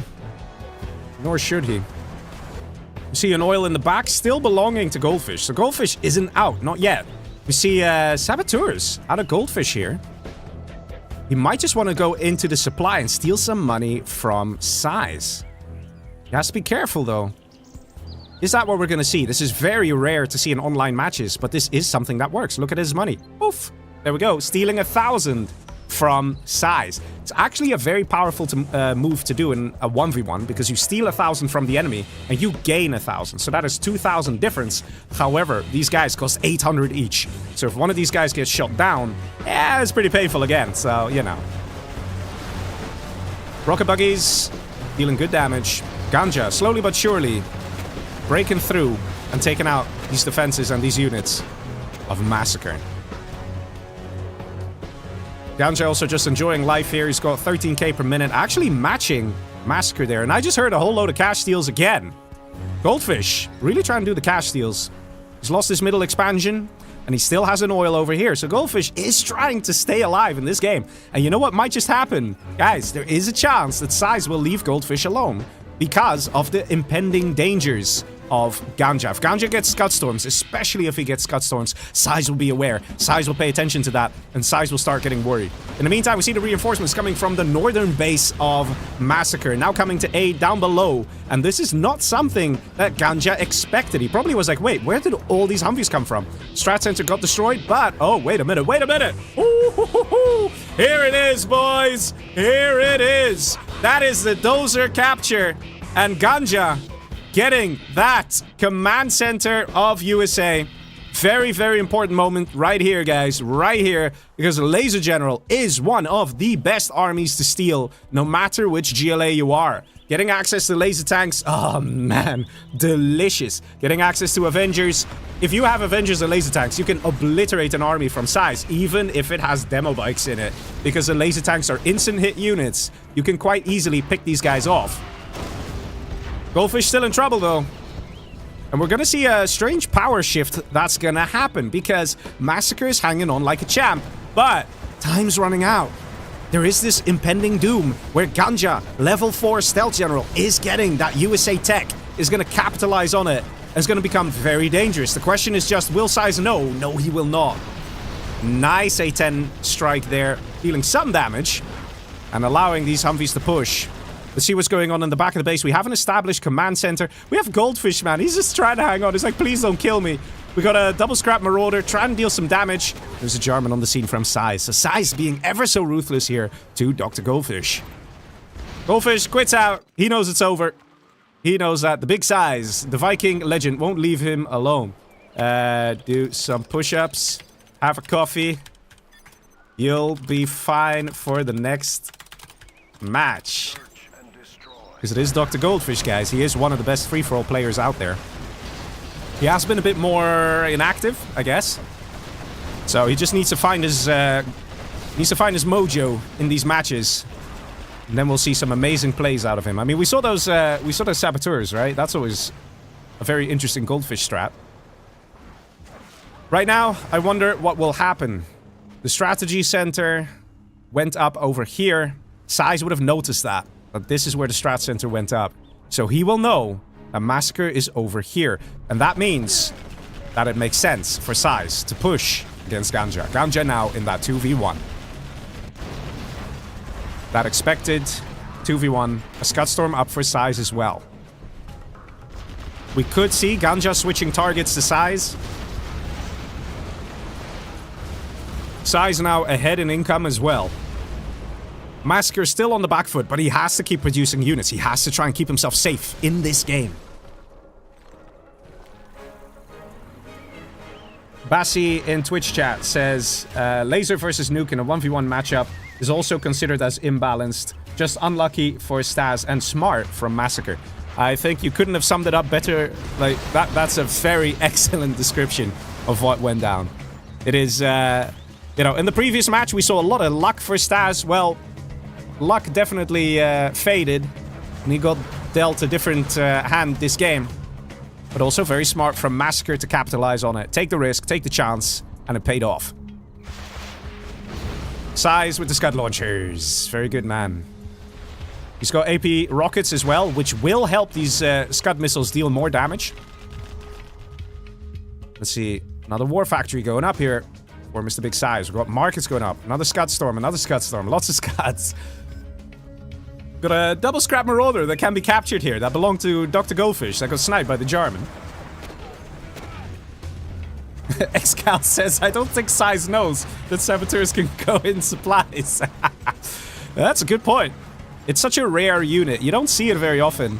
And it also is a very strange unit, the Saboteur, because you can put it in an internet center of normal China to stop the hackers hacking. But you can't put it in any other internet center. So an infantry general, tank general, nuke general, you can't put it in their internet center. So, yeah, it's a bit weird. It's like they didn't fully bug test the unit, like even like the EA developers, because they were like, yeah, it's just a bit of a funky unit. Nobody's really gonna use it. Well, clearly they didn't think a player like Dr. Goldfish would exist, who very much loves using saboteurs. Strange stare attack here from Mr. Big Size. Not sure if he's just trying to get XP. Not sure if he was trying to go for the strat center here. Just seemed a little optimistic. But one thing's for sure. Size does not have Laser General. So yes, you might look nice and scary there, buddy. And you might be getting a lot of scuds. But I don't know about you guys. I've noticed that Cyan over here, Massacre, is no longer attacking Ganja. Ganja should not be attacking Cyan. You should recognize that he should work with Cyan to take out Big Size. Or Ganja may be trying to get some XP. But this is definitely a mistake on Ganja's end. He should recognize the threat that is Big Size. He should not try and bait a 2v1. Comanche coming in as well. Excellent move here from Mr. Massacre. Oh man, shooing away all those buggies. Look how many buggies just had to make a run for it because 3 Comanche showed up. Like whoop-de-doo, 3 Comanche. Ooh, scary. But those buggies will die so quickly. So it's a very, very good strat. Very good move. We also see a Burton out. So Massacre is defending like an absolute legend here. And he knows what to do. And now an A10 strike comes in. I don't think this A10 strike would have come in if we didn't see this push from Ganja. Ganja showing that he wants to take out Massacre. Which is definitely a mistake here. Because Massacre can still pack a punch and take out a lot of units. And he needs those units to deal with Size. We've got an Anthrax Bomb moving in from Ganja. Will it reach its target? Probably will. And look at these Avengers. Look how useful they are. That is Laser General for you guys. That is Laser General. And this Anthrax Bomb is definitely going to hit its target. Yes, it is. And shoes off the entire attack. Just like that. That being said, though, Ganja should realize the position he's in. I think he's taking things a little too lightly. We do see Massacre getting some secondary eco, but he's still pumping out a lot of units because he is just scared of getting attacked by Ganja. At this stage, I'm pretty sure Massacre would love to just focus on eco and nothing else. But he has to keep some units here. Clearing the building. I don't know if we're going to see a push. I actually doubt it. Units in position, though. Wait. Oh, he might just push. Level 4. He's very close to level 5. He might just want to go in for a push. Deal a bit of damage. Just to reach level 5. Lots of quads here. And Scud launchers. Everything fully upgraded. Anthrax Bomb coming in. And there's already an ambo.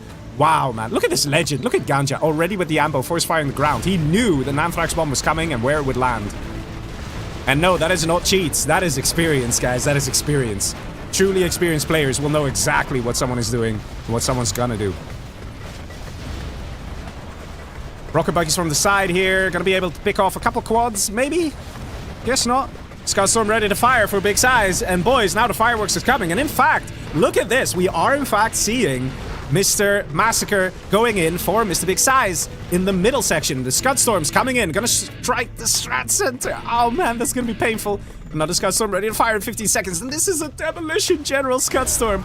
Oh man, this is gonna hurt so much. Arms dealer gone. Barracks gone. Strat center gone. And even the dozer gets taken out. But it's all about what happens over here. Massacre reaching level 5. It's gonna be an interesting match. And guys, it wouldn't surprise me. It honestly wouldn't surprise me if Massacre is gonna be the guy coming in with a second victory. Is the Scudstorm firing on Massacre? Yes, it is! Oh man, Massacre cannot afford to get hit here. Are you seriously gonna go for Massacre, dude? Big hit, big damage. Size enjoying life. And coming out with a sneak attack, but we have a level 5 Massacre immediately coming with a leaflet. Do we see a pop? Yes, we do! Oh, man! Followed by a fuel air. Very fast reactions here from Mr. Massacre. Blows up his own buildings, but hey, guys, the threat is neutralized, okay? Credit where credit's due. In the meantime, I hear another sneak attack. Where is that?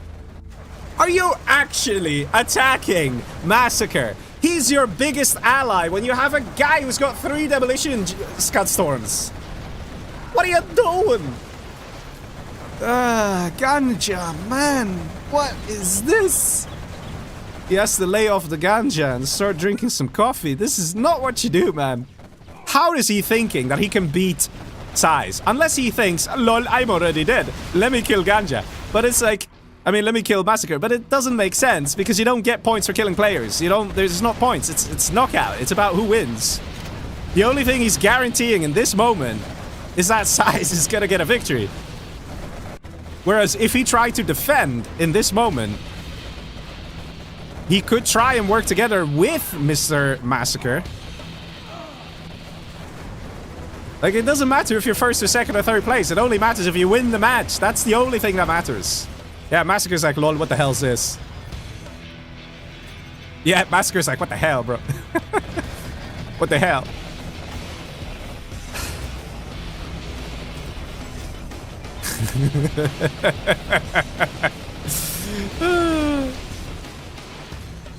Yeah.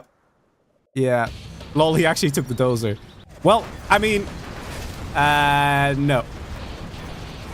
Is anyone observing? You can talk to me. There's no one here, so you can, for now. But only to me. Or did he already leave? No, he's still here. Yeah. Yeah, I'm really not entirely sure what Ganja's been doing here.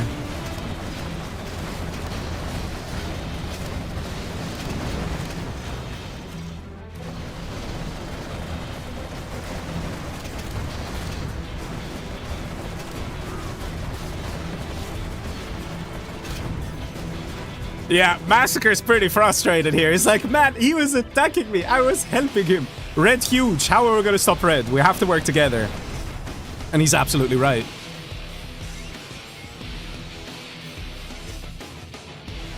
He just lost 20 bucks here. Pretty much. And that's what I said before with the strategies, right? Players play it strategically. But there's no strategy to be had in the plays of Ganja here. He just annihilated the guy who's killing the guy who's killing him. I mean, good luck against Mr. Big Size, who's got 33% more income than you, who's got 3 Demolition General Scud Storms, who's got an army in your base, who dominates the map. Massacre is absolutely right here. Absolutely right. I mean, look at the size of this man. Oh, this one's not even building a Scud Storm. The worker must have run off. Went for a smoke break and never came back. Oh, that sounds familiar. Workers now moving in. Map control of Size is increasing. Size here with a tunnel. And Ganja being choked out. Being squished into this tiny position. Got a random sneak attack here, but, like, even so... what can it possibly achieve? He's gonna anthrax his own units. Bruh. Why are you hitting yourself? What's he doing? Yeah. Well, I mean, that happened. Not the best strat. Out of Ganja here. The Scud Storm now coming in to deal that final blow to the last dozer, but Ganja feels it. He's putting that dozer in the tunnel. Again, he feels it. This is the thing. Players just... wait. Nope. He's taking a risk. He's gonna lose that dozer. He doesn't have anything. Like, he's literally got nothing. Like, he's literally got nothing. And there goes the last dozer. Has anyone captured the repair base? Asks Margaret Donegan. No, this one's not captured. This one's captured by Size, so good man Size. This one's captured by Size, so good man Size. This one's captured by Size, so good man Size. And this one was destroyed. So yes, the repair base do actually stack. So that's true. If you have 3 repair base, then the repairingness is 3 times as much, which is very nice. Okay, so Size wins this one. I wonder how he won this, right? I mean, look at the income, guys. Look at the income. If you add this up, it is bigger than Size. So if Massacre just wasn't taken out by Ganja there, yeah, even Fernando Paz in the chat says, what the fuck? Pink, what are you doing? Oh, man. Well, let's see. We move forward to the 4-player match, which is a naval base Mabuhay. Or Mabuhay? What was Mabuhay? Wait, I gotta find it. Mabuhay? Mabuhay? Mabuhay? I don't know. Probably I said it right, at least one time, right? All the people from the Philippines going, oh, I know that. I know, man. I know. Unknown in the YouTube chat says, it seems he's doing it for the lols. I restart game. Okay. Okay, everyone restart. Okay, everyone restart game then. Who we missing? Who we missing? Size. Restart game. Okay, because basically if one player restarts, we all gotta restart. It's a nice little thing to keep ourselves occupied, right? Just a casual restarting of the game here and there. Nice and fun. Well, I mean, the game seems to appreciate it, so here's that. How can I play this game on 1920 by 1080 resolution? Asks FML Voxius. Well, you need a full HD monitor. That's probably a good start. And then, you know, you install Gentool and you go to Options, and then under the Resolution tab, you select 1920 by 1080. It's pretty easy. If you are determined to do it, then, sir, you will succeed. That's all I can tell you. King Santos says, ganja smoking ganja. I think so. Spale says, test. Okay. Okay, test. Alright, is everybody here? I think everyone's here. Did everyone restart their game? Final checks. Check 1, 2, 3.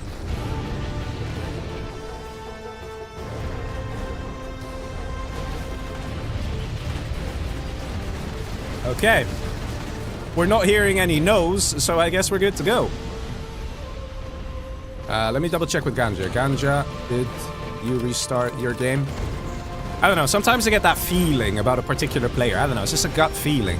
Yes. Okay, then we start. Right, ladies and gentlemen, are you ready? Oh, man. Oh, man, these armies. These armies are real. These armies are real. Ladies and gentlemen, on the right here, we have Size as normal USA. Top left, we have Air Force for Massacre. Oh, man. Down below, we have a very nice pink infantry general for Ganja. Bottom right, we have again normal China for Dr. Goldfish. Guys, can we have some Fs in chat for Dr. Goldfish? Not only is this the third time he's China, normal China, like the crappiest of the Chinas, there's also an Air Force in the game where he is China. And there's an infantry which also can generally beats China. And there's USA Size who probably could also just obliterate the China. So, good luck, Goldfish. You have our support. Prove us wrong. Make China strong once again. Build your structures for the Empire and obliterate all the other armies that are way more powerful than you. Good luck, my friend. You can do it. We believe in you. We believe in you. Pachi comes in with a super chat. He says, top-notch content, humor, and lots of GLA holes. Keep it up, lad. Thank you very much. Thank you, thank you. Oh, I see 4 people liked your super chat. I didn't know you can like super chats. Is that a new thing? Am I just getting old and just not realizing when new things happen?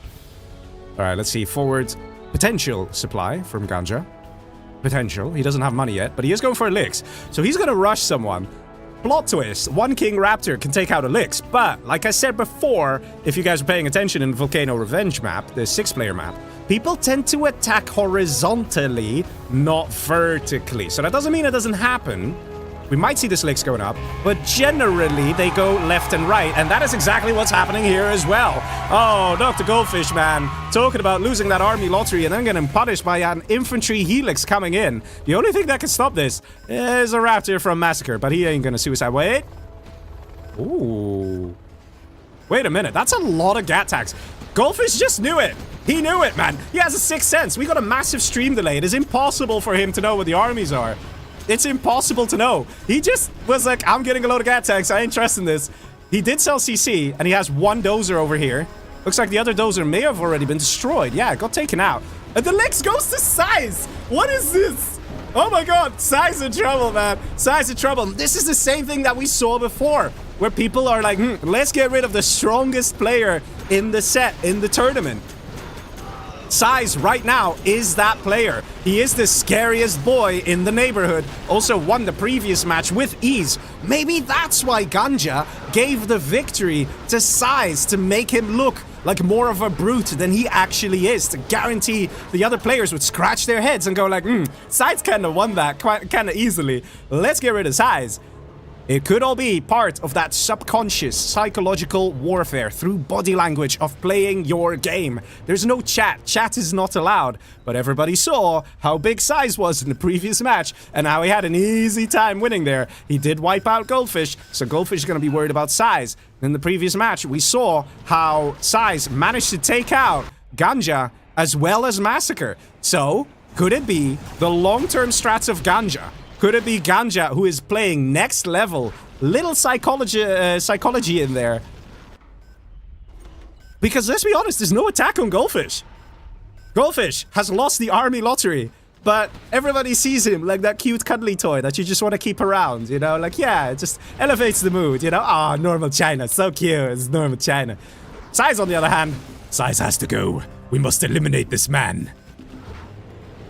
Very interesting. If this does actually go to a 3v1, Size is absolutely screwed. Air Force already has an army advantage against against the USA. Look at that Humvee getting obliterated there with ease. Raptors flying in, gonna take out the Chinooks. There's no Avengers out because he just keeps losing them to the Raptors. Those are going down. Those are going down. That, ladies and gentlemen, is Size being placed into that coffin. The question is, who's gonna punch in the final nail? Who's gonna do it? Oh, actually, never mind. Ganja is now switching target to Goldfish. Never mind. Ganja confuses me once again. Either he wants to go for Size or he doesn't. Looks like he doesn't. Do we see new cannons here? No, we don't. We don't see MiGs. Oh man, this is gonna get ruthless. Maybe Mines? Mines could do it. Could pop open an outpost. Those are making a run for it. I see the Fs coming through, man. I see the Fs coming through for poor Goldfish. We got RPGs coming in to try and pop this sucker open. Good move. And in the meantime, Massacre does not need help for taking out Size. He has that army advantage. Size took a risk selling his command center when playing against USA Air Force. Sakura coming in with a nice donation there, saying, get some steak for you and the girl. Thank you very much. Definitely will. Thank you for that very kind donation there. Really appreciate it. And Goldfish is hanging on, sort of. Size recognizing what's happening. Size is like, oh boys, I don't have many buildings. I mean much time. I mean buildings. So he knows that he needs to take out another player if he wants to move on to the next match. Goldfish has a big, chunky, beefy army and actually gets wiped. Size gets wiped by Massacre. Massacre did it. Massacre took out Size, the silent player, the one who's almost unknown to all these other guys. Massacre is playing his best tonight, has been putting on an excellent performance and just wiped Size. And these players can now again breathe easy because they are all going to the next match. All of them. And Massacre looking powerful, man. Real damn powerful as Air Force managed to take out Size. Big Size, the Viking legend, is gone. He got harassed by that Helix over here, but that Helix didn't really do too much. It was just the excellent Air Force plays from Mr. Massacre. Taking out the dozers was the beginning of the end, and then the almighty Massacre himself is the man who put the final nail in the coffin by taking out the last buildings of Size. You can see it on the minimap. Wiped. Gone. No more Size. And that means that Size is out of this tournament. Eliminated. Massacre flexing those muscles. Saying, you don't mess with me, buddy. You don't mess with me.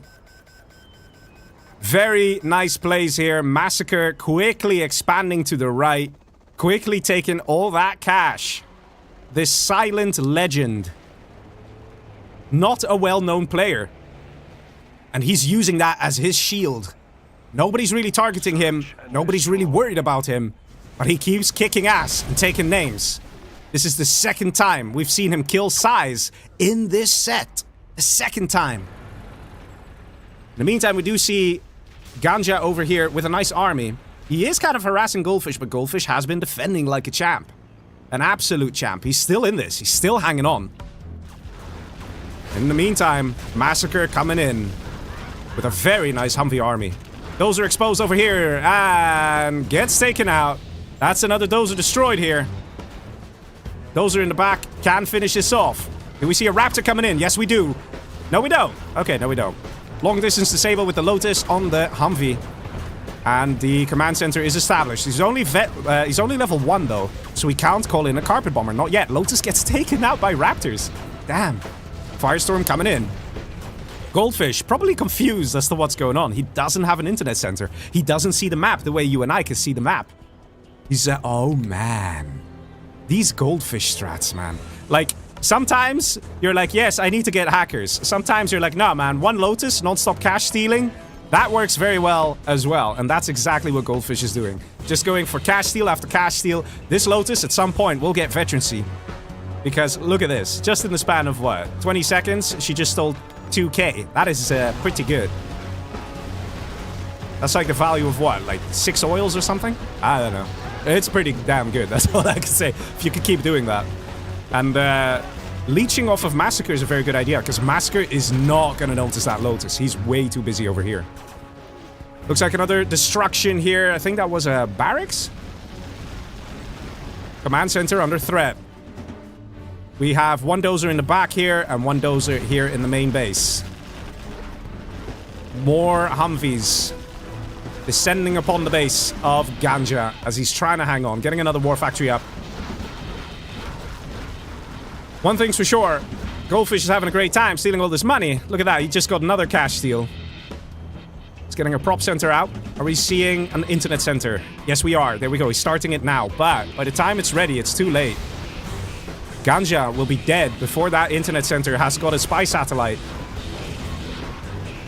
One dozer over here. One dozer over here. Easy picking. Massacre doing it. Playing very well here. And that Lotus still stealing money.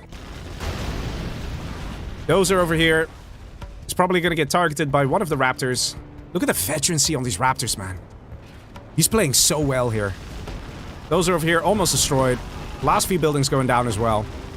Goldfish is running out of time. He's got his internet center ready. And when the spy satellite kicks in, he'll be like, lol, what? He's gonna find himself in a very tough spot. Still Dozer down below. Dozer over here destroyed.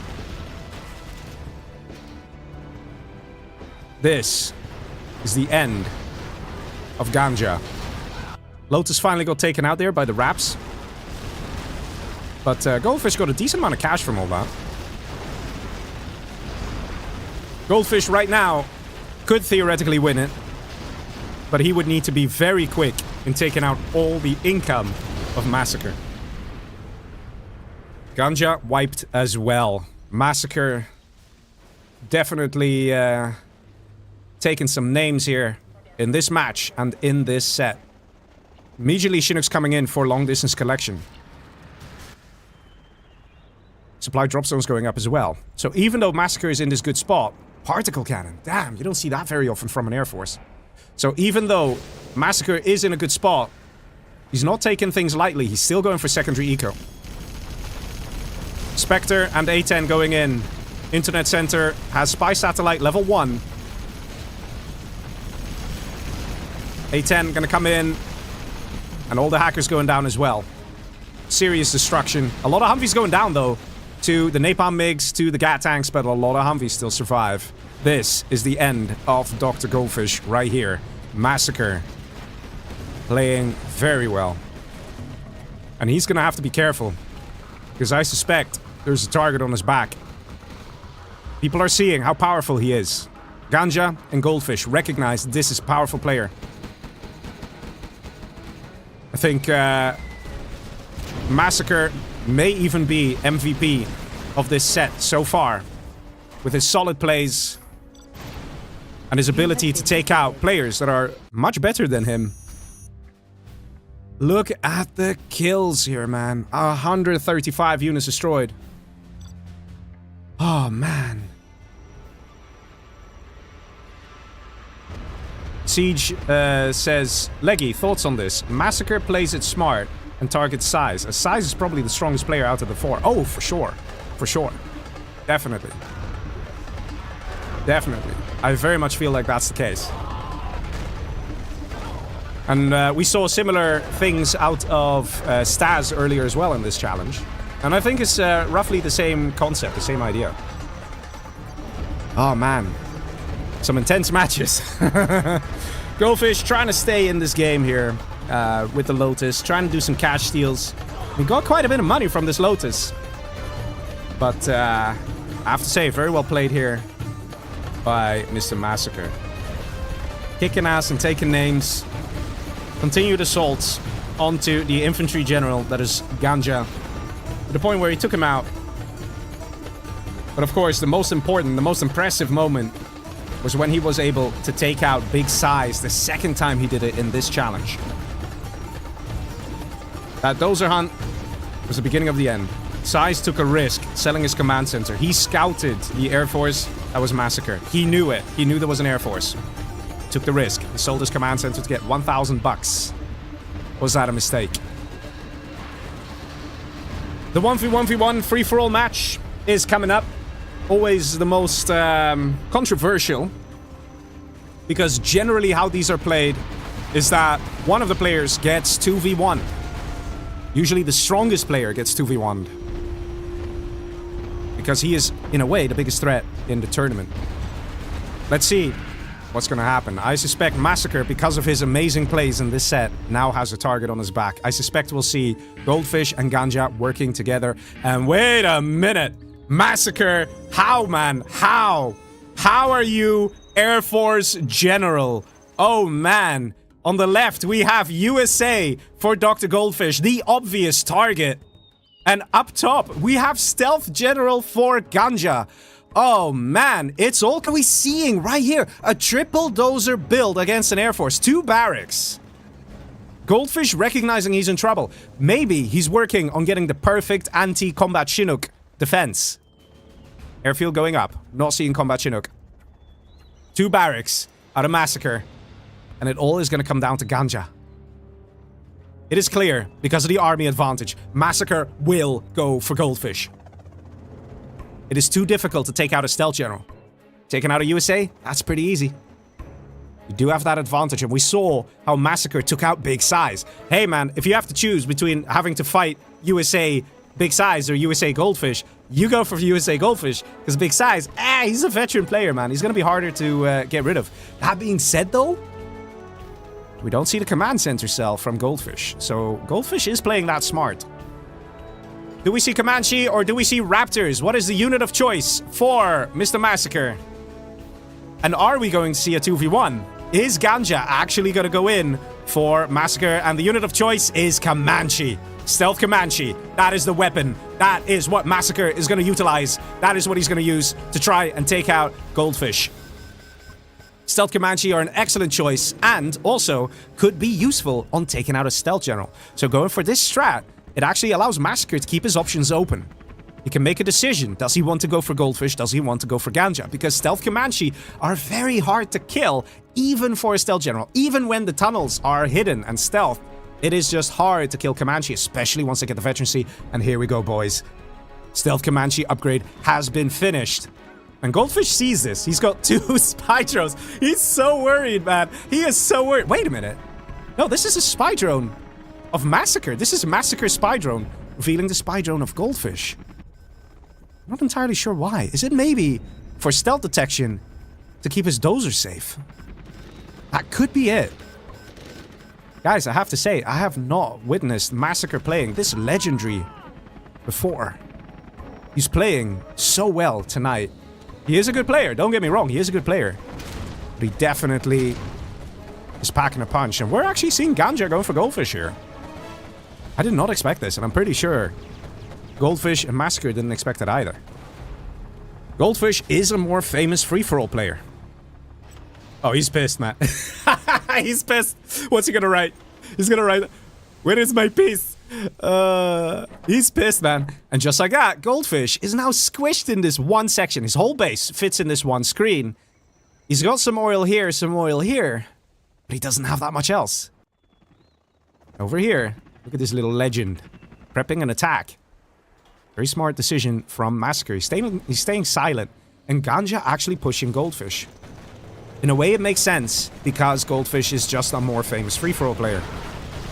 Maybe Ganja's like, Massacre's been playing solid. But maybe Goldfish is having an off day. It's better just to get rid of Goldfish from this tournament.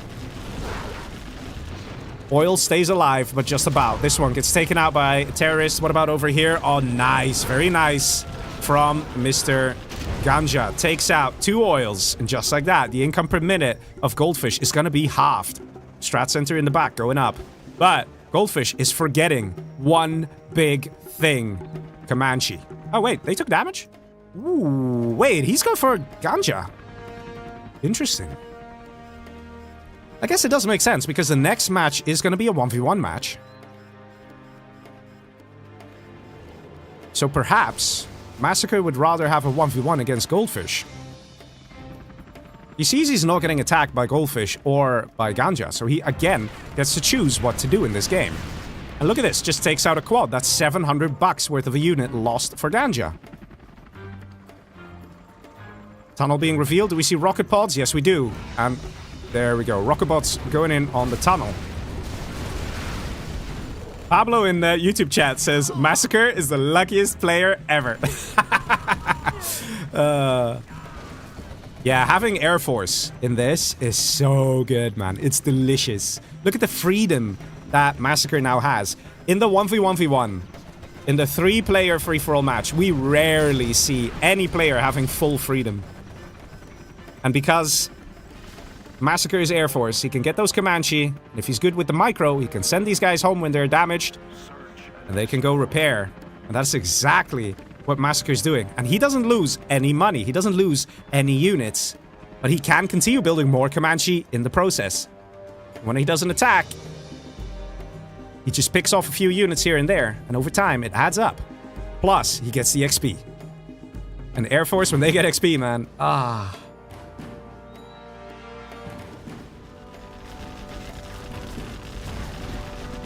Humvees now as well, very nice to see. So Massacre is adjusting his strat here. He's doing both Humvees and Comanche.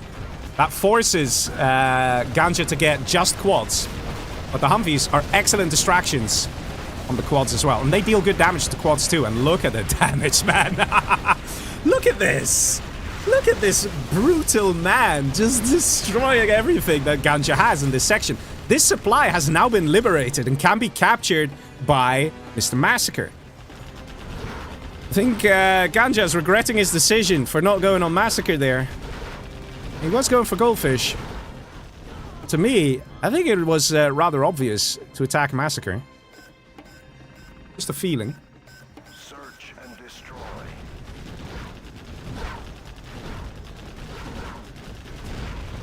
We got Julian Brio joining as a supporter on YouTube. Thank you very much. Davey says, hey, give me mod on Twitch. I don't know how to do that. I'll do that after the match. I'll do it after the match. Ahead asks, are Avengers good against Air Force? Or what is a good defense against air? Avengers are good. Avengers are good. Goldfish could get Avengers. The only problem with Avengers is they cost 2,000 bucks each. And you need at least 2 of them if you really want to be able to achieve anything against an Air Force. So you have to spend 4,000 bucks to get 2 units. And if they're out of position, they're not going to do anything. And if the Air Force sends in a carpet bomber, which they can, and just takes out those Avengers, you just lost 4,000 bucks. So it is just very hard. Goldfish over here recognizes what's happening. With his search and destroy, you can see this. You can see that Ganja is losing map control and the Air Force is reigning supreme. But Goldfish also has to play it for himself. He has to try and get himself into that finals. And by killing off Ganja, he secures that position. Goldfish has been having a very hard time in this challenge so far. But it looks like he might just make it to the finals if he actually helps to take out Ganja over here. I think Ganja could have dealt a decisive blow to Massacre, but instead he went for Goldfish. I think that was his mistake. As Stealth General, he could have pushed onto the Air Force. I think Goldfish also was going to push on the Air Force. But instead, Ganja decided to attack Dr. Goldfish, which kind of gave Massacre all this space, all the space in the world. And you don't want to give an Air Force all the space in the world. Because, well, then this happens. Then this happens, and you don't want this to happen. Ganja made a mistake. He might not have known that Massacre was Air Force. And he might have just been like, nah, I just want to do a basic attack and get some money here. Maybe slow down Goldfish a little bit. But it definitely resulted in his defeat here. Very nicely done by Massacre and Goldfish. Both of them will be moving on to the finals. GG's, well played.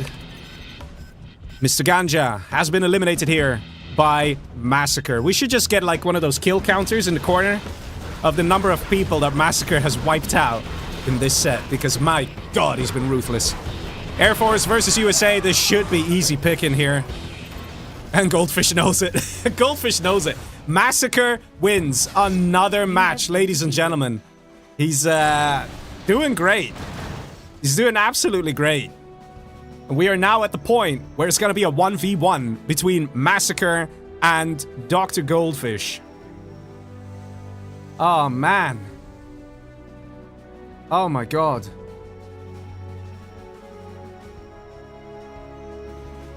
Bassi in Twitch chat says Ganja's drunk, man. I'll be honest, I do think that Ganja made the mistake there. Seeing how ruthless Massacre was in the previous matches, you got to keep that in mind. You can't just ignore that part. You can say, well, Goldfish is famous, blah, blah, blah, blah, blah. Okay, fine. But if you can see that a guy is on fire tonight, you can't ignore that. You can't ignore that. Massacre got lucky with the army there and allowed himself to get a huge army of Comanche. And yeah, ladies and gentlemen, we are now going to go to the 1v1. Every match so far that players have won, they get $20, which is pretty nice, right? Pretty nice.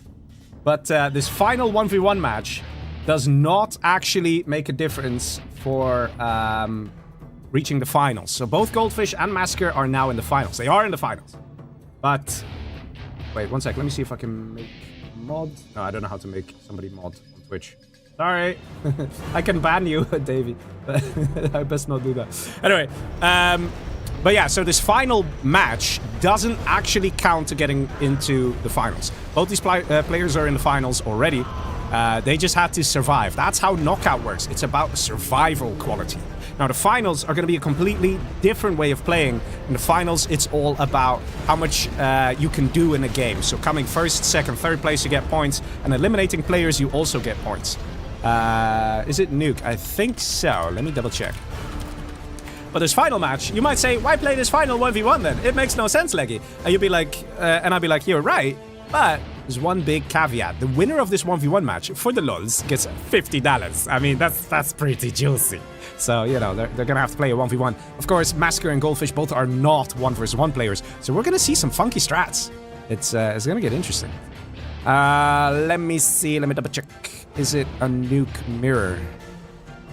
I think it's a nuke mirror. Pretty sure it's a nuke mirror. Or was it a tank mirror? I think it was a tank mirror, actually. I'm not seeing it. Let me double check here. Don't want to make a mistake on this, because this is a tournament, guys. We're still taking things very seriously. It's a very, very official tourney. We must be very careful observing the rules. Okay, so the 1v1 will be a tank mirror on blue hole. Okay, tank mirror. Tank mirror. There you go. There you go. Good thing we checked. Oh, man. Massacre, you beast. But this time, Massacre cannot enjoy his army luck. No siree. And Goldfish is not going to be a normal China. He's going to be slightly upgraded to Tank General. Slightly. He's going to be Tank General. Goldfish is going to be a China once again. Well, you got to the finals, so, I mean, there is that. You know, he's right. He didn't actually have such a great time in this set. He was attacked a lot. He managed to survive and slip through the cracks, just about. Oh, man.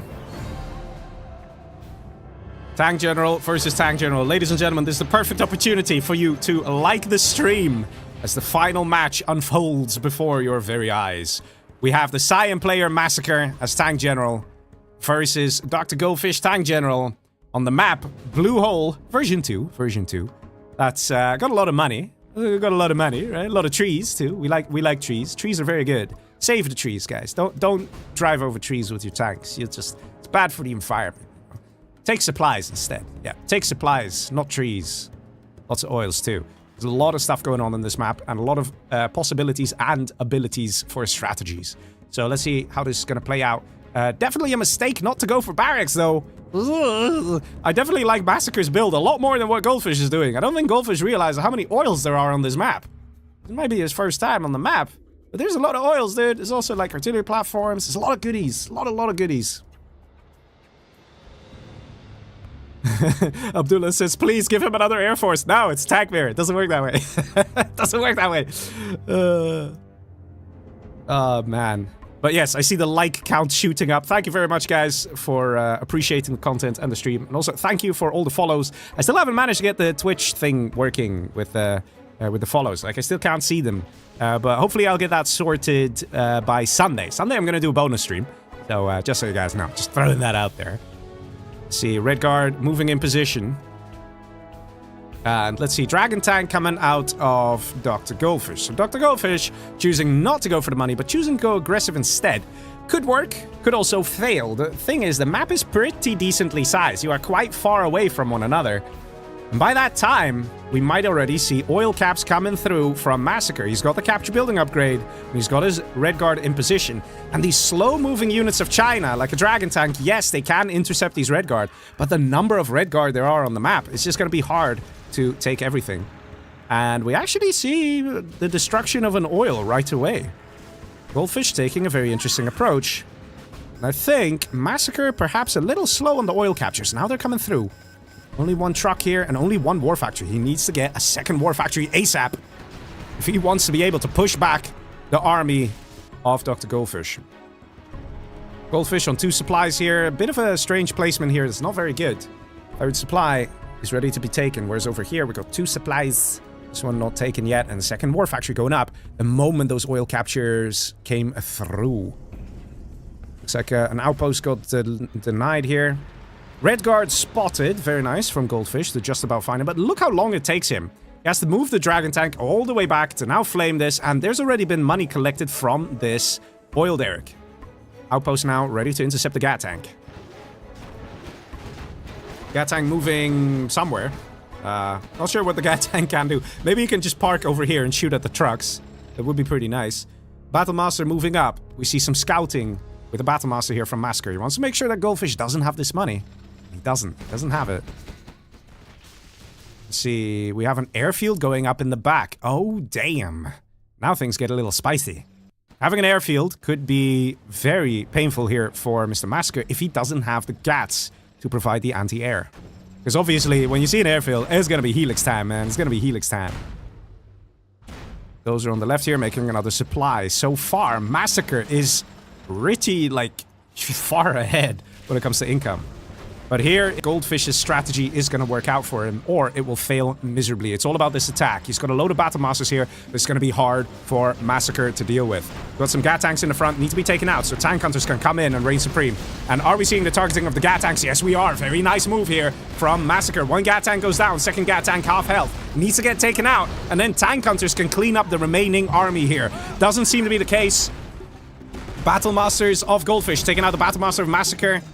And this Gat Tank's still alive, so it's gonna be hard to spam Tank Hunters and try and stop this.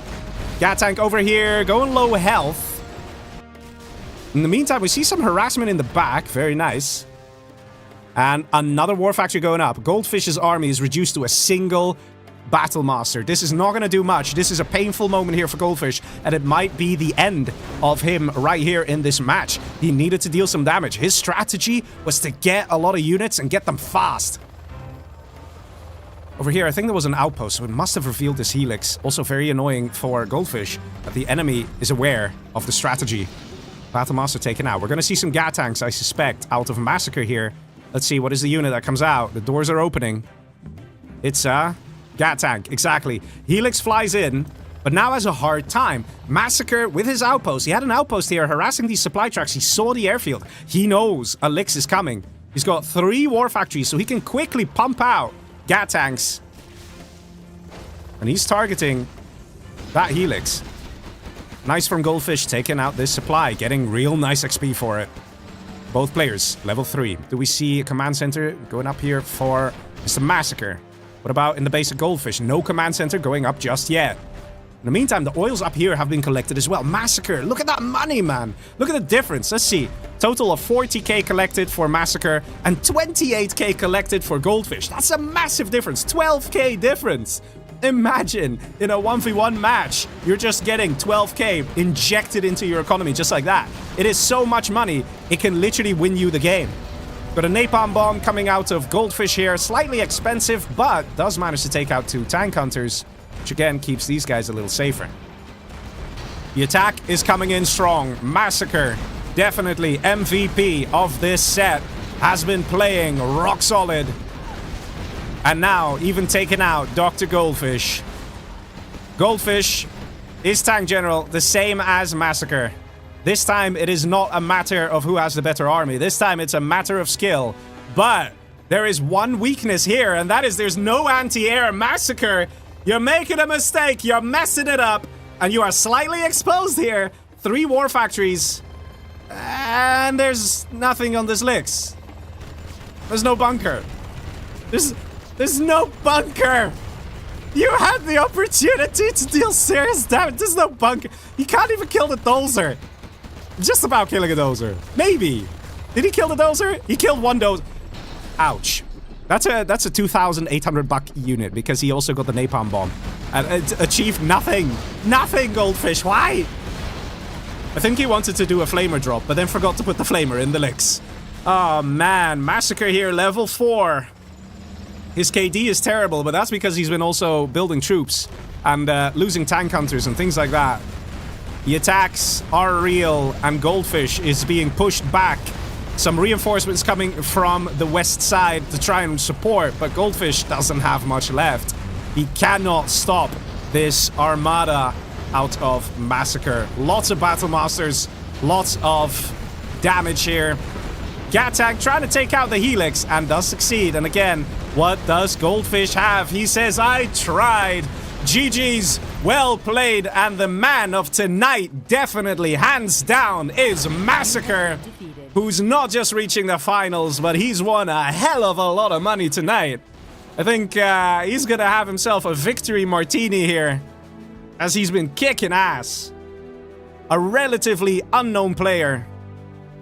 A guy who people are generally not worried about. But he has eliminated player after player, hasn't stopped, has kept going, hasn't given up. And even when the odds are fair, a tank mirror, he reigns supreme, taking only 7 minutes and 45 seconds to take out Dr. Goldfish in this 1v1 tank mirror. Look at the cash difference here. 23k more collected. Damn! He had a lot more losses. He lost a lot more units, but it doesn't matter. If you have the money to replace what you've lost and then build even 10% more, then you are guaranteed a victory. Very well played here by Massacre. Lovely to see. The damage, the carnage.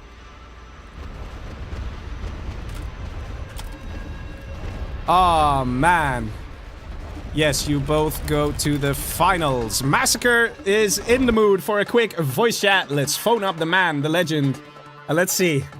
Let's see if his voice is a little shaky from all the coffee he must be drinking, because I don't know what he's doing, man. He's kicking ass.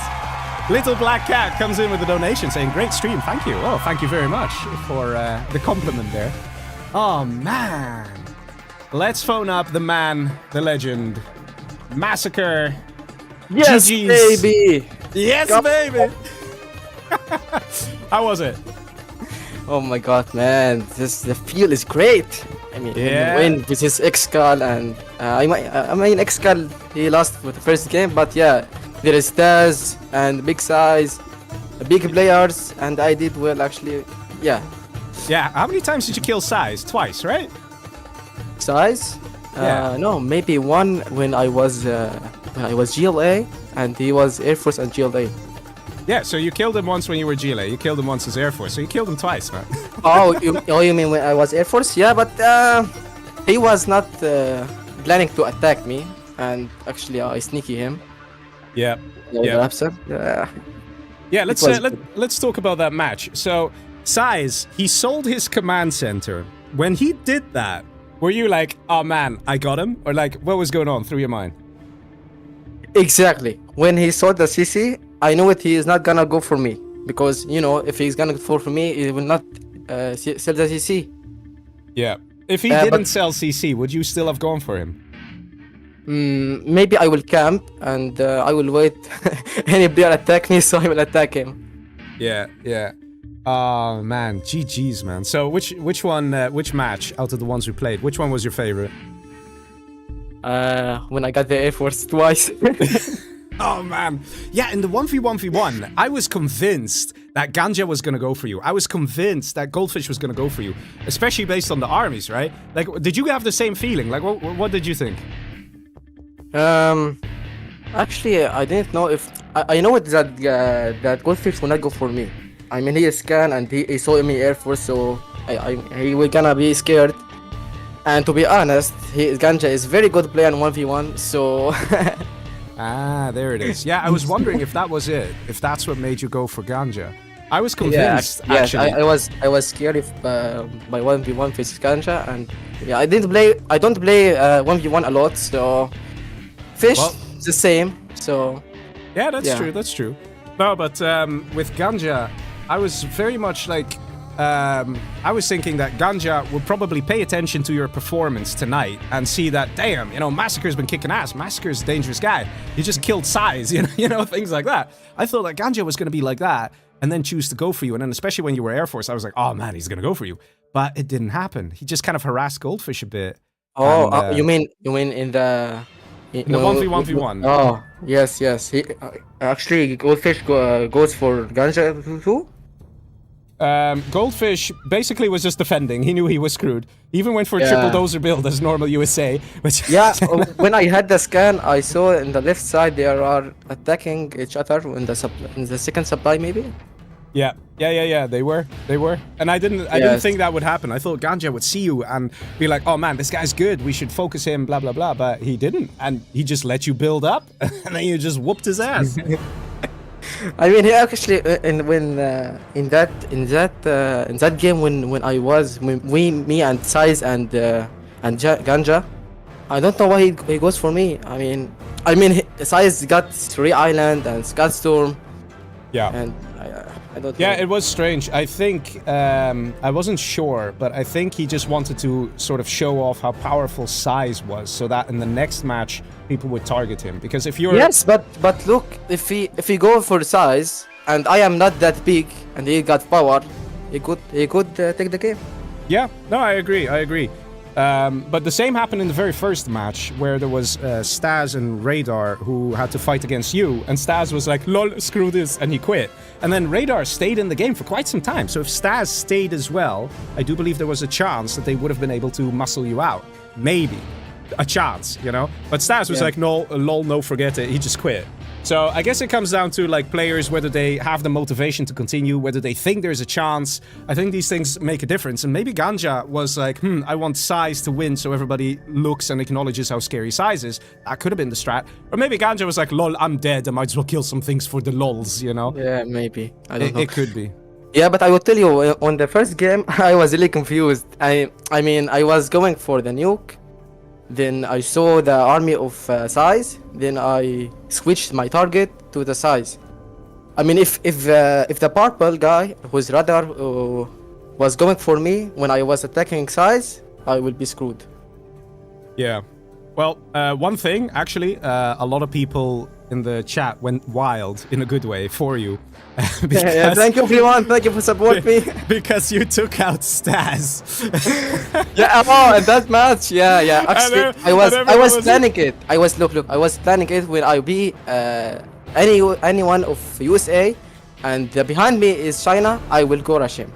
I mean, it's 90-100% it work. Yep. Yeah, it's true. You did a good job. And he go for oil. Well, congratulations. You won a lot of matches. You reached the finals, so it's been a good night for you, right? Yeah, thank you, man. Yeah, and, I'm really happy. And will you be uploading your point of view to YouTube as well? Yes, I record a couple games. I think the Air Force one didn't record it, but it's okay. All right, so guys, you heard it. You can follow Massacre on his YouTube channel. Link is in the description already. You can check it out. So I do suggest you do that. Go join, go subscribe to his channel. Check out a few videos. Leave a few comments and a few likes. Yeah, thank you, man. Thank you, appreciate it. Yeah, all right. thank you. GG, man. Congrats and enjoy the rest of your night. GG's. Okay, and that was Massacre, the winner of tonight. There's also Goldfish, who came second place in the set tonight, so he will also move on to the finals. So the finals are starting to get very spicy indeed, right? A lot of nice players there. And, you know, so far we've had a lot of very nice, fun games. Ladies and gentlemen, if you have been enjoying the stream and you just tuned in, just saying, you know, do consider giving a like. It's nice because you let YouTube know that this is a good game. This is a fun game. And we had some great matches tonight. We had a lot of cool things happening. And of course, if you're on Twitch, you can also follow, you know, winky face, you know, follow is nice. It's free, you know, it's very good, very good. And also I want to give a big shout out to the two very important people for making this possible. I want to give a big shout out to Wild Communist for sponsoring this tournament. Like, literally, what a legend. Allowing us to have these amazing sets, these amazing games, allowing the players to come together in such circumstance where they fight each other to the death. You can see it, man. You can see it. You can feel it through your screen. They are fighting literally to try and kill each other as best they can. And I mean, it's just spectacular. It's just great. I also want to give a big shout out to RVB, aka Red vs. Blue, for being the host of this tournament, on behalf of Community Outpost, for making this happen. He's been doing a lot of work to try and get all the players that you guys love to play in this tournament. Like, literally, mention a player. Like, hey, I really like this player. Is he in the tournament? The answer is yeah, probably. Or, you know, we checked, you know, RVP has been like, no, man, come play. He's been getting the players together, and that is not an easy thing to achieve. So thank you to RVP for doing that. And of course, thank you guys all for tuning in. I hope you had a good time. I sure did. And we will have the next set of this tournament on a Monday, okay? Yes, that's a Monday.